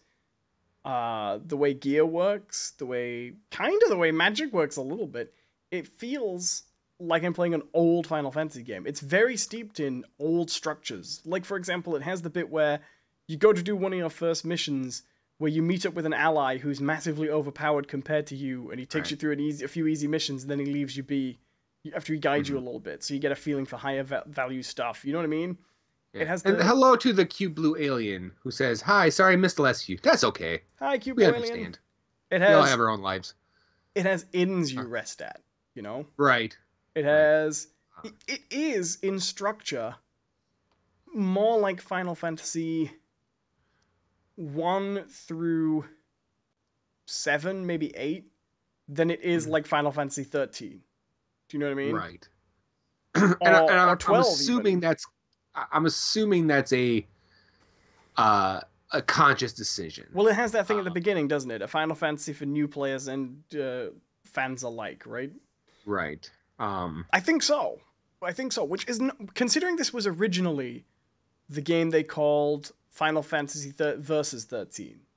Right. This is supposed to be an offshoot of the Cube Blue says, yeah, like the last dozen. Well, I feel like, because from what I understand, 13 did really well, mostly on week 1 sales, but didn't have a very long life because word of mouth was so bad. But still, it still had fans because Final Fantasy is so big, it's always going to have people coming in. But from what I understand, 13.2 did not as well as they were hoping, and then Lightning Returns, from like the general perception of that was, that's out. like, yeah. Yeah. Yeah, because the idea was they were... You got the sense when they got to 13 that they really had a real good... the Cube says, I meant dozen streams, not Final Fantasy. Oh, okay. Gotcha. That's okay. You're still okay, man. But I feel like Square really thought, like, okay, Lightning is going to be huge. People are going to love her. Right. They call the game Lightning Returns. Right. Well, no, just like before even Final Fantasy 13 drops, right? They were convinced that this is going to be the next big one, right? Well, sure, but you know that Lightning Returns was like announced and scheduled before 13 came out? Absolutely.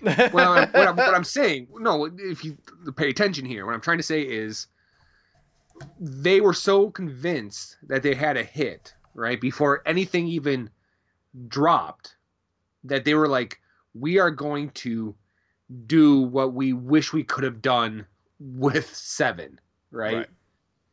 And then right at the bat, like, oh, no, keep going, all right?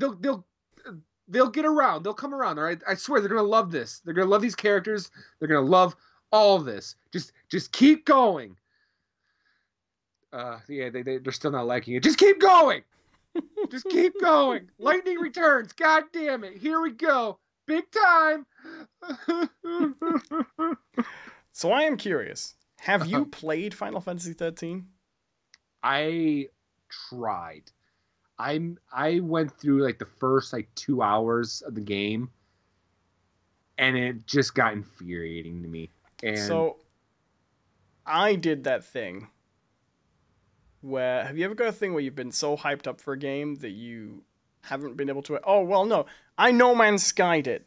Jonathan playing No Man's Skied it. I know you've done... I don't need an example. I know you've done this. So, I didn't have a PS2, right? I had a PS1, and I loved Final Fantasy 7, 8, and 9. 8 the least, but I liked them all. Loved them a lot. I loved 8. Dude, well, that's the nice thing about Final Fantasy, though. Different people can love different ones most of the time, you know? Like, there are very few where everybody hates them, and very few where it's everybody's favorite. But you always get someone whose favorite is, like... You know? Do you know what I mean? Yeah. Like, I like that there's 3 Final Fantasies on PS1, and they're all somebody's favorite. Right. Yeah, it's sweet. Real quick, Orkea says, the good thing the entire 13 series was such a convoluted story and extremely linear gameplay. The character Hope removed your will to want to hopefully at least finish the game.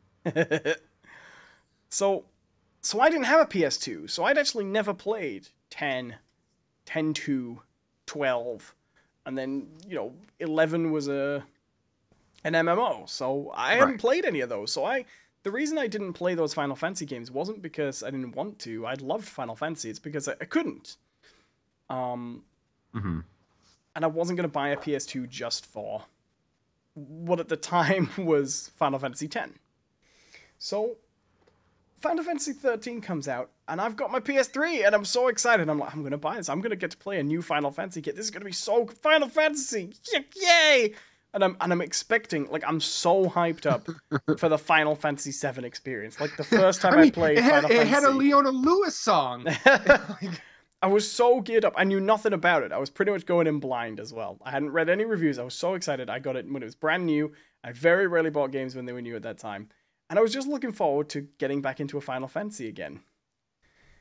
And if you ask Beth, she'll tell you, like, for the first few hours, I was like, it's really good. I'm enjoying it. We're not very far into it yet, but I'm coming along. Let's see. And then I was really, really, really pushing it. And then I came in and I was like, okay, so I've been playing this about 12 hours now, and I don't think I like it. And I was like, I must be like maybe I'm getting towards the end or something. And I looked up, I was like, oh my God. And this was the game where you got comments like, it gets really good 30 hours in. What? Yeah. No. I'm not doing it. I refuse. And I mean, I'm playing Red Dead Redemption right now, right? And that's a similar type of thing, right? The game doesn't hit its stride until about 10 hours in. But at least the first 10 hours are interesting, you know? Mm-hmm. So back to Final Fantasy 15 or Final Fantasy in general. So Orcast says 8 was good, but it was extra grindy with the draw system.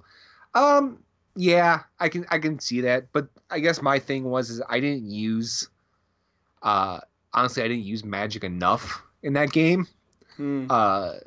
I kind of focused more on the martial skills and abilities, and I rarely used any of my magic users. So by the time the end of the game came, by the end of the game I had so much magic. I hate to be cliche, but I think Final Fantasy VII's materia system is really fun. I like that you can apply it to weapons. I like that you can apply it to different things. It's good. It's enjoyable. Now, Final Fantasy 15. Should we talk about this magic system? Yeah, sure. This is quite a. I like it too. This is quite a.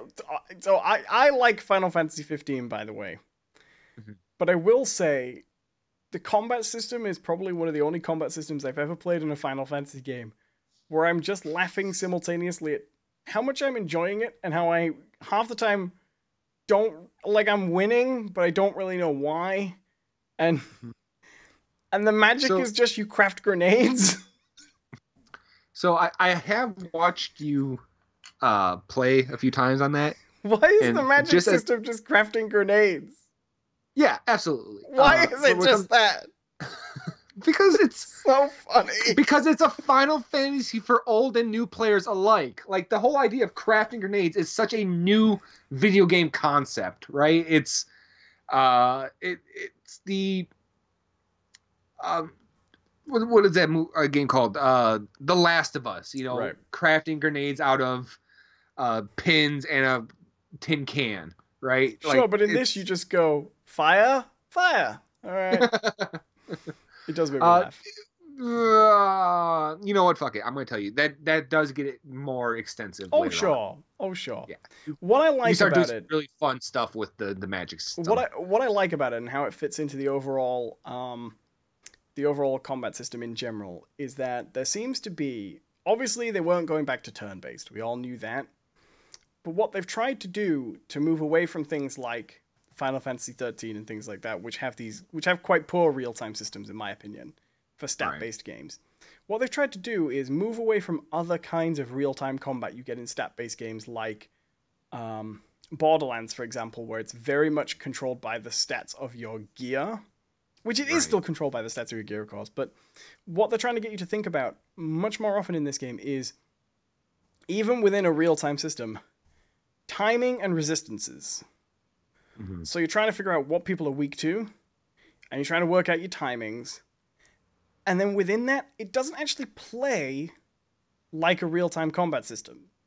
It is real-time. You are controlling your actions in real time. You can have your wait mode and things like that, but you are in there in the battle fighting the monsters, and their health is going down as you attack. You're not waiting for any turns. But the emphasis is much less on, okay, I swing my sword, I hit, I do this much damage, as it is on, okay, this overall strategy does this kind of damage against this kind of opponent. Because, for example, there is a button that is basically the safety button, where you're not in any trouble as long as you hold that down and you have enough MP, right?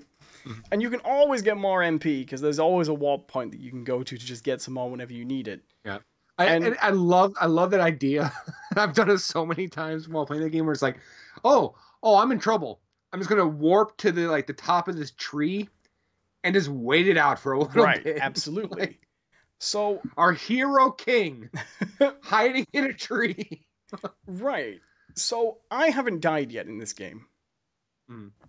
I've come close a couple of times, but I haven't. They go out of their way to make sure you don't die in that game. Right. It hasn't come up yet that I've died, because I've always got a combination of an infinite ability to heal myself with potions. Right. An infinite ability to get my MP back, and a button that, as long as I've got MP, lets me basically dodge anything. And so what that does is it gives you a combat system where losing isn't really part of the strategy of the battle as much as wasting less time. Right. Right. The goal is to get. There have been situations where I thought I was in trouble. One specific one was I was fighting a thing called the Behemoth. Right. There was a big one-eyed dog thing, and I had to blow up these barrels, and I couldn't lock onto the barrels, and it looks like you can't lock onto the barrels. You just got to throw them at just the right time. Right. I was a little bit worried for a bit in there, but very rarely do I actually think that. 9 times out of 10, I think I could probably get away from this situation just by running away if I had to. Right. So dying doesn't seem to be really what the combat's about in any meaningful way. Right. I mean, it takes the same approach as something like a Platinum game almost, right? Where it's not so much the high-tuned combat like a Platinum, but like Platinum games very often play out as the point of the combat is not to either live or die, but it's to kill with precision and finesse. Right. Although I wouldn't say that killing with precision and finesse happens very much for me in Final Fantasy 15 at the moment. Well, yeah, no accounting for skill, but I'm just kidding. No, what I wanted to say actually is watching you play is the combat really opens up, and it gets very enjoyable once you start using your partner's abilities more. Yeah, I can see that. Once you start using them effectively and as much as possible, it changes the dynamic of the game.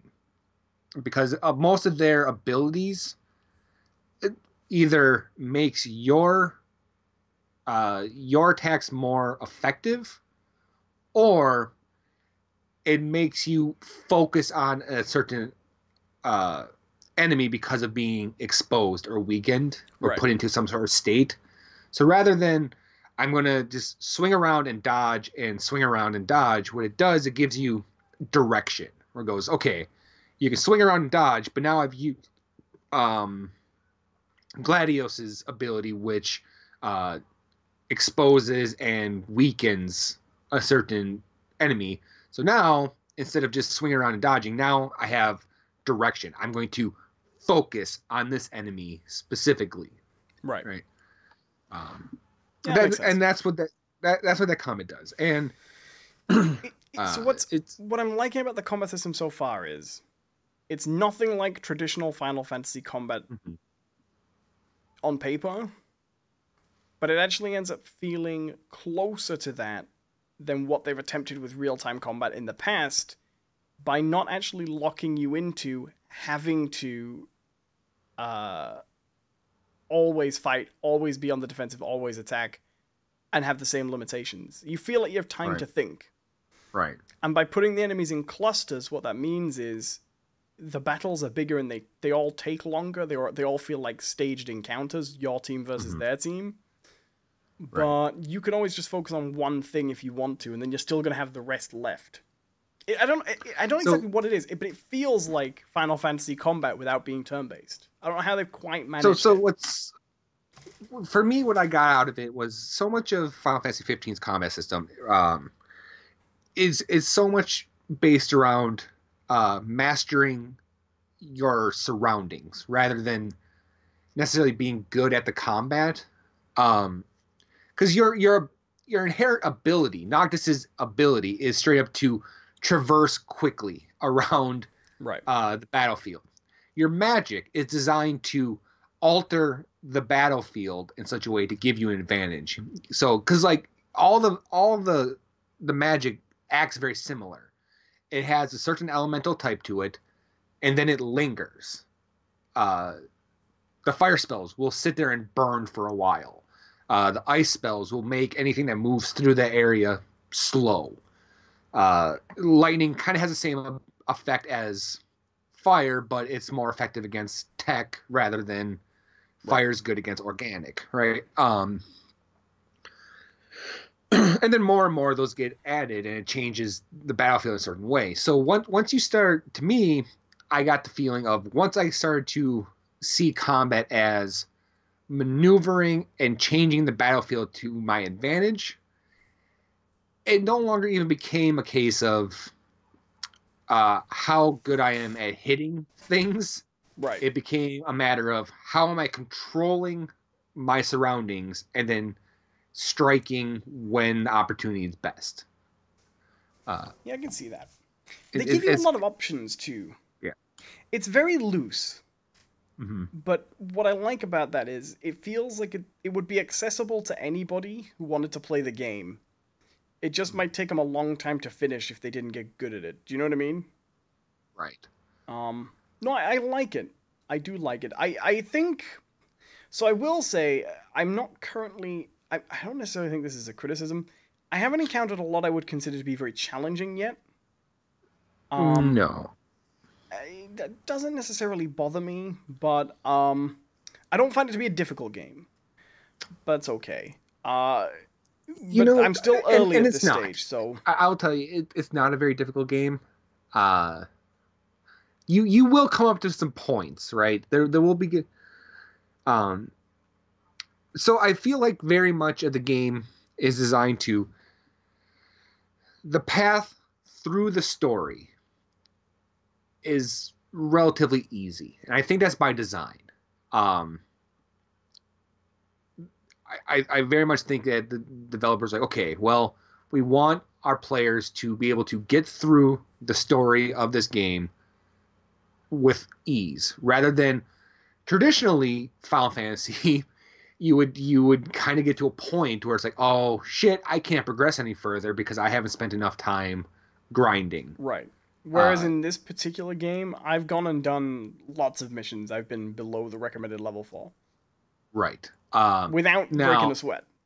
what I think they do though is they do cater to that type of player who wants a challenge. They want a hardcore experience, but they separate that out into some of the side stuff. Right. Um, there's definitely some side stuff in the tradition of Final Fantasy. You know, where I'm going to go chase down the Emerald weapon. I'm going to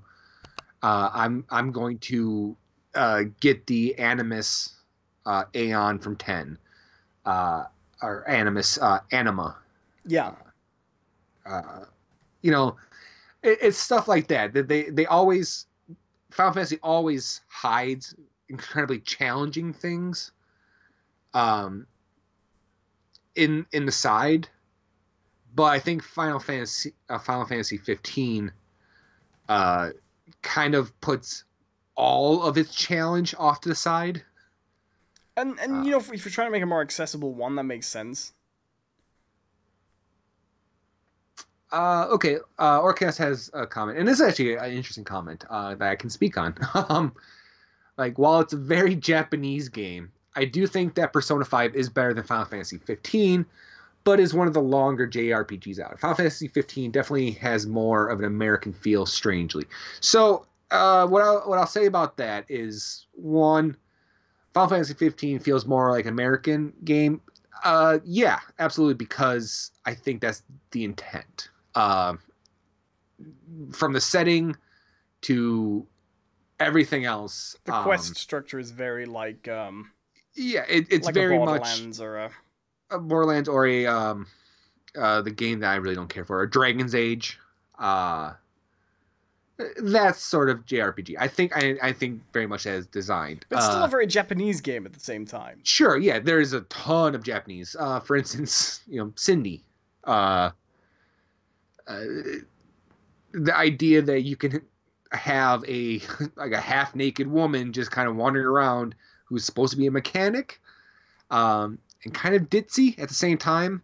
That is kind of still a Japanese thing. That sort of thing doesn't if Square was an American developer, they would not been given as much of a pass on some of their depictions of women in Final Fantasy 15 as Square did. Now, you say that Persona 5 is better than Final Fantasy 15.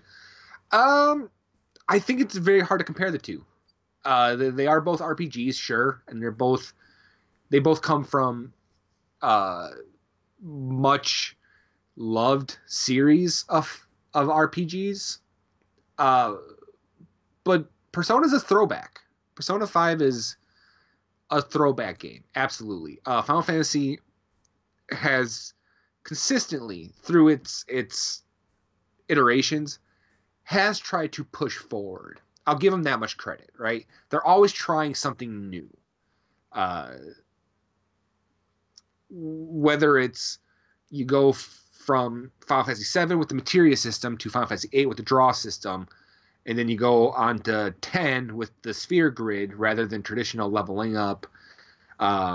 You got 12, which had the weird active combat system with the arcs. I can't remember what the fuck they're called. Well, I still have never played 12, so I'm in the dark. 12 for a long time. I think 8 was the black sheep of Final Fantasy games. I think 12 might have taken that over. Well, I think the problem with 12 is just the problem with 12 is just that not only did it come out only on one console, but it came out quite near the end of that console's life. Like, I think the PS3 was out by the time 12 came out, right? Or 360 at least. I thought that game actually came out on PS3. 12 was only on PS2. It's only ever been released on the PS2 until the remaster, which was the Zodiac Age, which was quite recent. And that was 2006. So the Xbox 360 was out by the time Final Fantasy 12 came out. So I think the big issue with 12 is not many people have played it relative to other Final Fantasy games. It just hasn't been played that much. But yeah, but Final Fantasy has always been very forward thinking, and Final Fantasy, I don't want to say forward thinking as there's some great progressive, but no, what I mean by forward thinking is that they are willing to radically change their iterations. To me, that always smacks a little bit of desperation, though. But you I think know, so? Oh, I absolutely do. But I know what you're saying, which is they're not interested in nostalgia, the JRPG as a nostalgia art form. Like, and I don't think they're so much interested in the idea of Final Fantasy itself being a type of game, right? Even though I would say it distinctly is. Yes. That type has changed, but I would say you can draw a very, very direct line from Final Fantasy VI to Final Fantasy 15, at least. Like, sure, but when I say, like, if there is such a thing as a Final Fantasy game, I don't think it has anything to do with mechanic. Oh, no. I think it has. I think it's more to do with, like, trappings and sure, but I would say since Final Fantasy VI, this has been a genre of predominantly steampunk fantasy games. Sort of steampunk. Steampunk sci-fi fantasy games. Do you know what I mean? Sure. It's got that vibe. Like, since Final Fantasy VI, which was a huge deviation from the series, they've all been that. Right. And to varying degrees. Except for 9. 9 was a callback to more fantasy, but 9 was specifically made as a as a goodbye to that type of. They Yeah. weren't planning. They knew when they made it, they weren't making any more like that. Right. And I think that's fair. Like I think it's fair for teams like Well, I mean, a creative team. A creative team shouldn't feel just because. And I think this is something that Final Fantasy has gone out of, or Square has gone out of their way to cultivate. Is I don't feel a creative team coming onto a Final Fantasy game should feel anyway beholden to right, I mean, a style they or a made 5 of genre. them, you know. Yeah. I know and I know you they've have stuff like made. Tactics and Crystal Chronicles and stuff like that. And Oh, those sure, are all but more. they also had that fantasy. one, that DS one. It's a real love story to the original Final Fantasy game, but it's not a remake. It's called Fall Warriors of Light. Yeah, yeah. It's pretty good actually. It's not bad. But yeah, so they're still making those games, and they made a sequel to 5 recently. Right. Now, but what I wanted to say real quick though, back to the Persona thing was, Persona is very much more, or Atlas, the company that makes Persona, I feel is much more interested in making further reiterations on proven formulas. Their stories often. I mean, the similarities between Persona 4 and 5 are great, are vast. They're still turn-based combat. It still revolves around a group of high schoolers facing some sort of demonic thing. Most of the game revolves around your characters get better depending on if your social connections get better. It's all very much based around that. And it was like that with 3. 1 and 2 were a little bit different, but they also kind of exist in a different world. But Persona, the differences between Persona 3 and 5 are not all that big. Now, if you take the differences between 10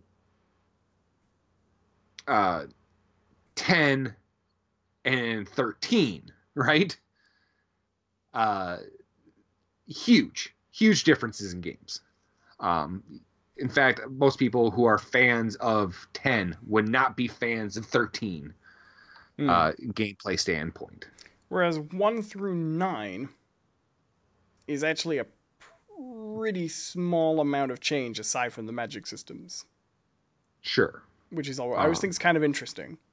Like, but even so much like Persona 3 to 5, the basic like combat system doesn't change at all, and the magic doesn't change at all. Like all the weaknesses are still there. If a monster kind of looks like an angel, then you use a demon power. If the monster kind of looks like has like flowers and nature on it, then you use fire. That never changes, and how you get your magic doesn't change. They're just very basic abilities that you earn. But yeah, so and I'm not saying either are bad. Like I love Persona 5. I still need to beat it. I know where you're going with that, org. I still need to beat Persona 5, but I love the game. But the philosophies between the two companies are very different.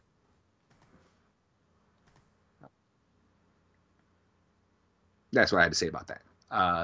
Or goes on to say, Final Fantasy IX had way too many characters. It was the Chrono Cross, horrible sequel to Chrono Trigger, Final Fantasy, but still not as bad as Final Fantasy 13. 9 is my favorite of the PS1 ones. Mm-hmm. But that's because I liked the Super Nintendo Final Fantasies a lot as a kid, so those trappings have a lot of resonance with me. Mm-hmm.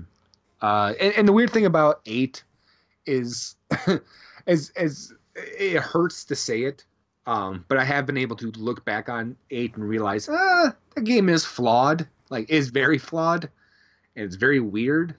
a lot of my enjoyment of Final Fantasy VIII is nostalgia. I It think was me and my friends all kind of playing it at the same time and calling each other, going, "Hey man, have you gotten to this part yet? I haven't quite. Am I supposed to catch her floating through space, or what the fuck am I supposed to do here?" Like, I think 8's fine. I think it suffered from a lot of people coming on in 7 and expecting 8 to be the same. right. It suffered a lot from people not really knowing what to expect from a Final Fantasy sequel. Because 8 was one of the... 7 was one of the first... one of the first Final Fantasy games actually released in Europe. Right. And only, I think, the fourth Final Fantasy game released in the US, you know? So... And on a new console, and for a new generation. And so 7 is so huge, not because it's the best Final Fantasy game. We all know 6 is the best Final Fantasy game. But because it reached... fundamentally, I think X is actually, or 10 is the best. I didn't care for 10 when I played it, I have to admit. In terms of pure mechanics, 10 is the best. Didn't like it. So... Final Fantasy VII, I think there's that division, isn't there? Everybody has real fond memories of it, but anybody who plays a lot of Final Fantasy games, you never find anybody who really says that 7 is the best. You know what I mean?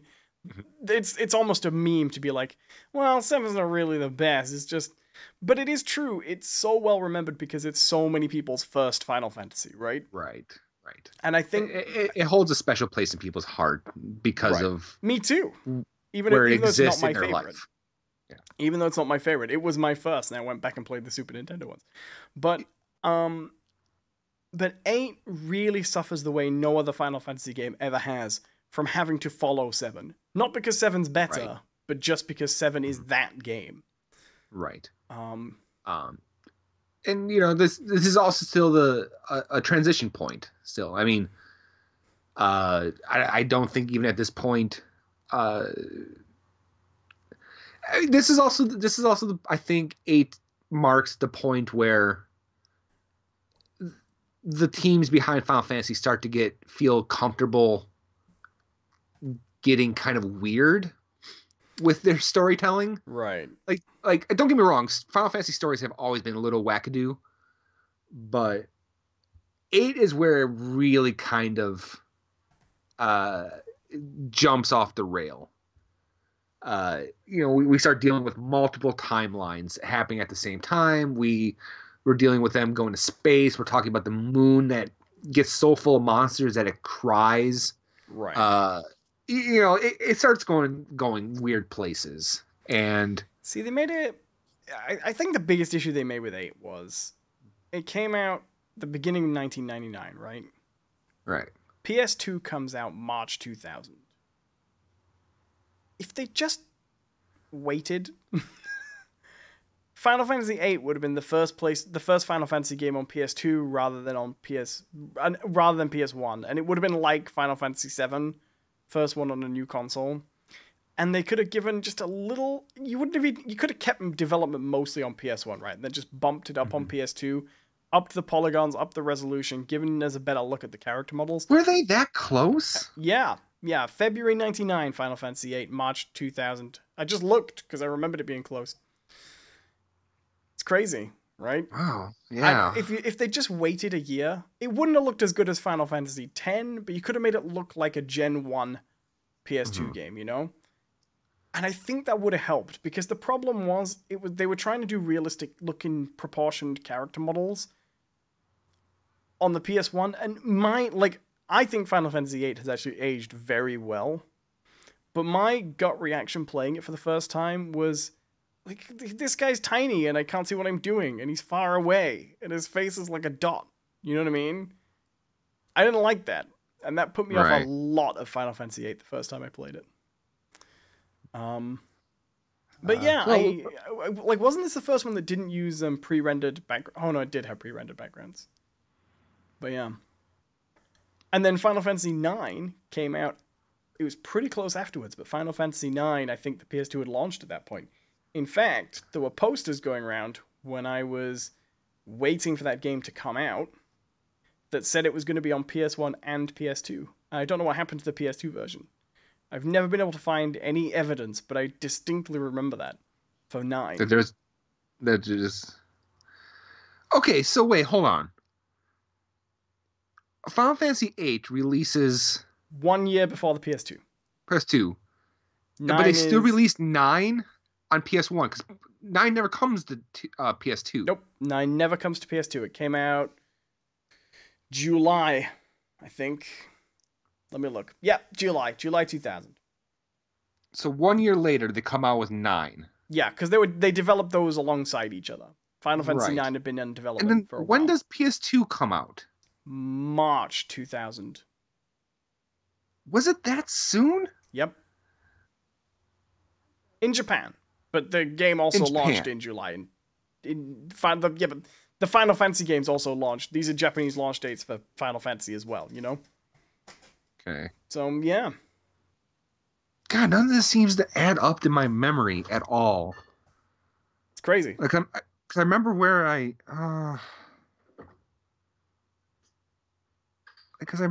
oh man, maybe. It's also possible that in the US and and EU as well, it's also possible that Final Fantasy got localized faster than the PS2 did. So the gap would have been bigger here.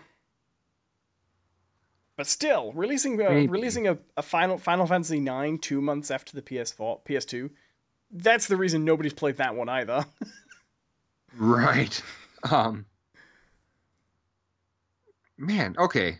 I'm gonna take your word for it because so I'm trying to tie this to moments in my life, right? Yeah. So I'm thinking, okay. I remember getting the PS2 when I was in 6th grade. All right. So I'm class of 06. How old did you have been? I would have been, about 2000. No, I was not in 6th grade. I couldn't have been 6th grade. I was... How old was I?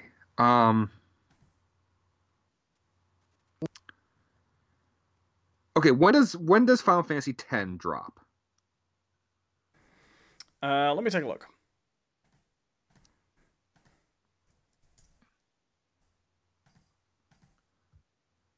Organ Chat says, PS3 and Xbox are the first consoles to have a GPU, I think. PS2 has a GPU. It's called the Emotion Engine. But it's not how we would think of a GPU today, but it does function basically like it. But it is a GPU. Right. GameCube has one as well, and Xbox. Original Xbox has a DirectX compatible GPU. 2001, so PS2 had been out about a year by the time Final Fantasy X came out. Okay, so here I buy Final Fantasy X with my PS2, right? Okay, so in North America, that was December 17th, 2001. So that was Christmas 2001. Okay, so that's when I get my PS2. So, okay, 2002, 2002 we're dealing with, right? Mm-hmm. All right. 2002, yeah, if it came out Christmas 2001, 2002. Okay, so 16 years ago.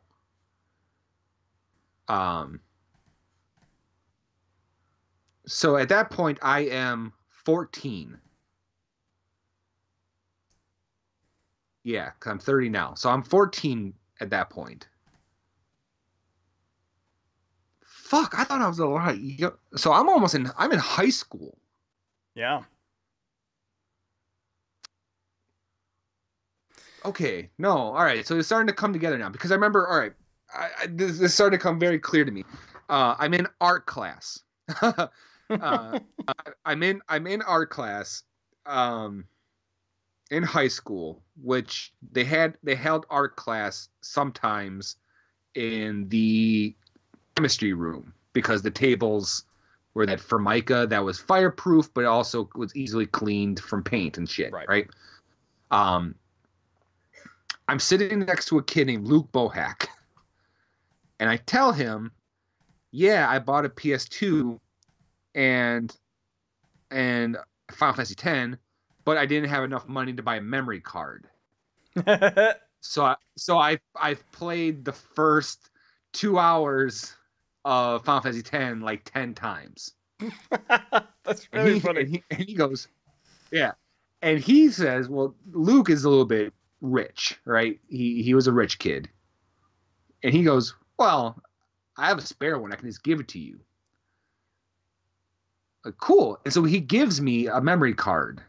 But it's a weird memory card, all right?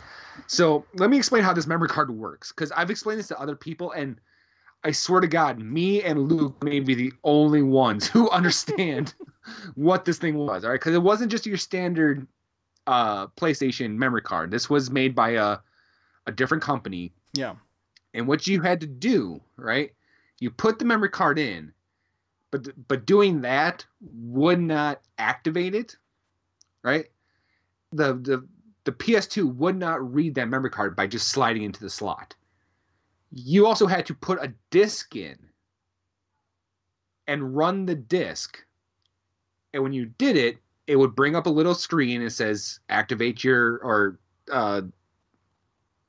do you recognize this memory card? And it would show you like your files. Like, yes, that's my memory card. Doop. And it would, okay, open tray and insert game. So you had to go through that process every time you wanted to use that memory card. Wow. Yeah. All right. Yes. Orcast says, LOL, the $35 8 megabyte proprietary memory card. Yes. I think it was by Game Shark. I think they're the ones who made it. I had a cheap memory card for my GameCube. I just looked up when the GameCube came out here, by the way. In Europe, It was May 3rd, 2002. That means I got my GameCube when I was 14. And I always think it was younger than that, because I'm like, surely at 14 I wasn't like obsessed with Luigi's Mansion, but I was, apparently. It was a great game. It was terrific. The funny thing about that memory card, though, is that he left a save of Final Fantasy X on it. And so every once in a while I would load up his save, and it was at this specific boss fight that you fought off the back of the airship, and it was like this dragon thing that had like no eyes. It was really weird.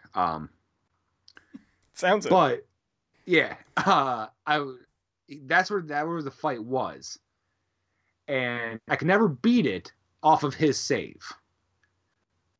So I spent the whole time playing on my save, terrified that I wasn't progressing far enough to when I eventually get to that fight, because I know what's coming. I know that fight's coming, and I can't win.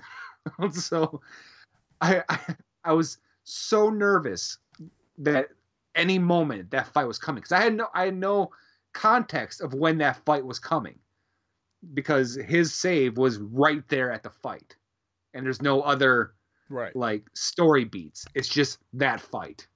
Yeah.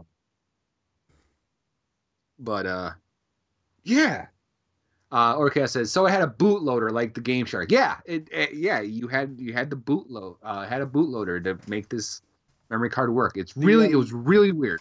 The first time I played Final Fantasy VII, actually, I got stuck. You know the bit where you go to Red 13's village and you fight like the ghost of his ancestor? Yeah. It's quite a rough boss battle. And I wasn't really used to grinding, so I got stuck there. And I didn't think, okay, I can just leave and go gain some XP and come back. Because it was my first RPG. I'd never played... I played Pokemon, but I never had to grind in that because it's not very hard. And so... And I actually stopped playing the game for like 6 months, thinking that I was completely stuck and I was missing some way past that character. And only figured it out after going back and replaying Final Fantasy IV and realizing I had to grind. They don't do that as much though, like the big surprise battles these days. Do you know what I mean? Right. Or what they don't do so much anymore is put you into a fight that is that might be very difficult had you not equally leveled all your your party members out.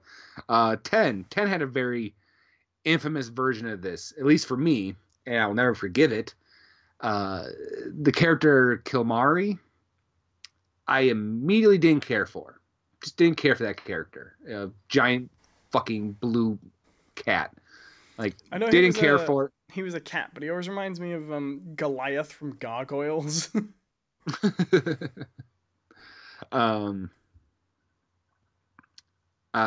Yeah, so I never really cared for him. 'Cause I didn't like his ability, because like his big limit break or whatever was you would just steal an ability from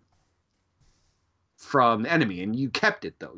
So Kilmari's whole role in that game was basically a repository for skills that might be useful.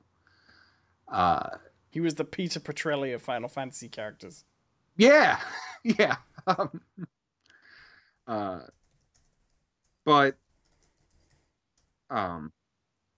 Jesus, typing like a madman. Was that coming through? Oh, loudly. No. But is this coming through on the wrong? Oh, okay. No, this makes sense. That's why you could hear me earlier when I thought I muted my mic. The Skype must have picked up my old mic. Oh. There we go. That's why I keep thinking I'm muting the mic and I'm not. What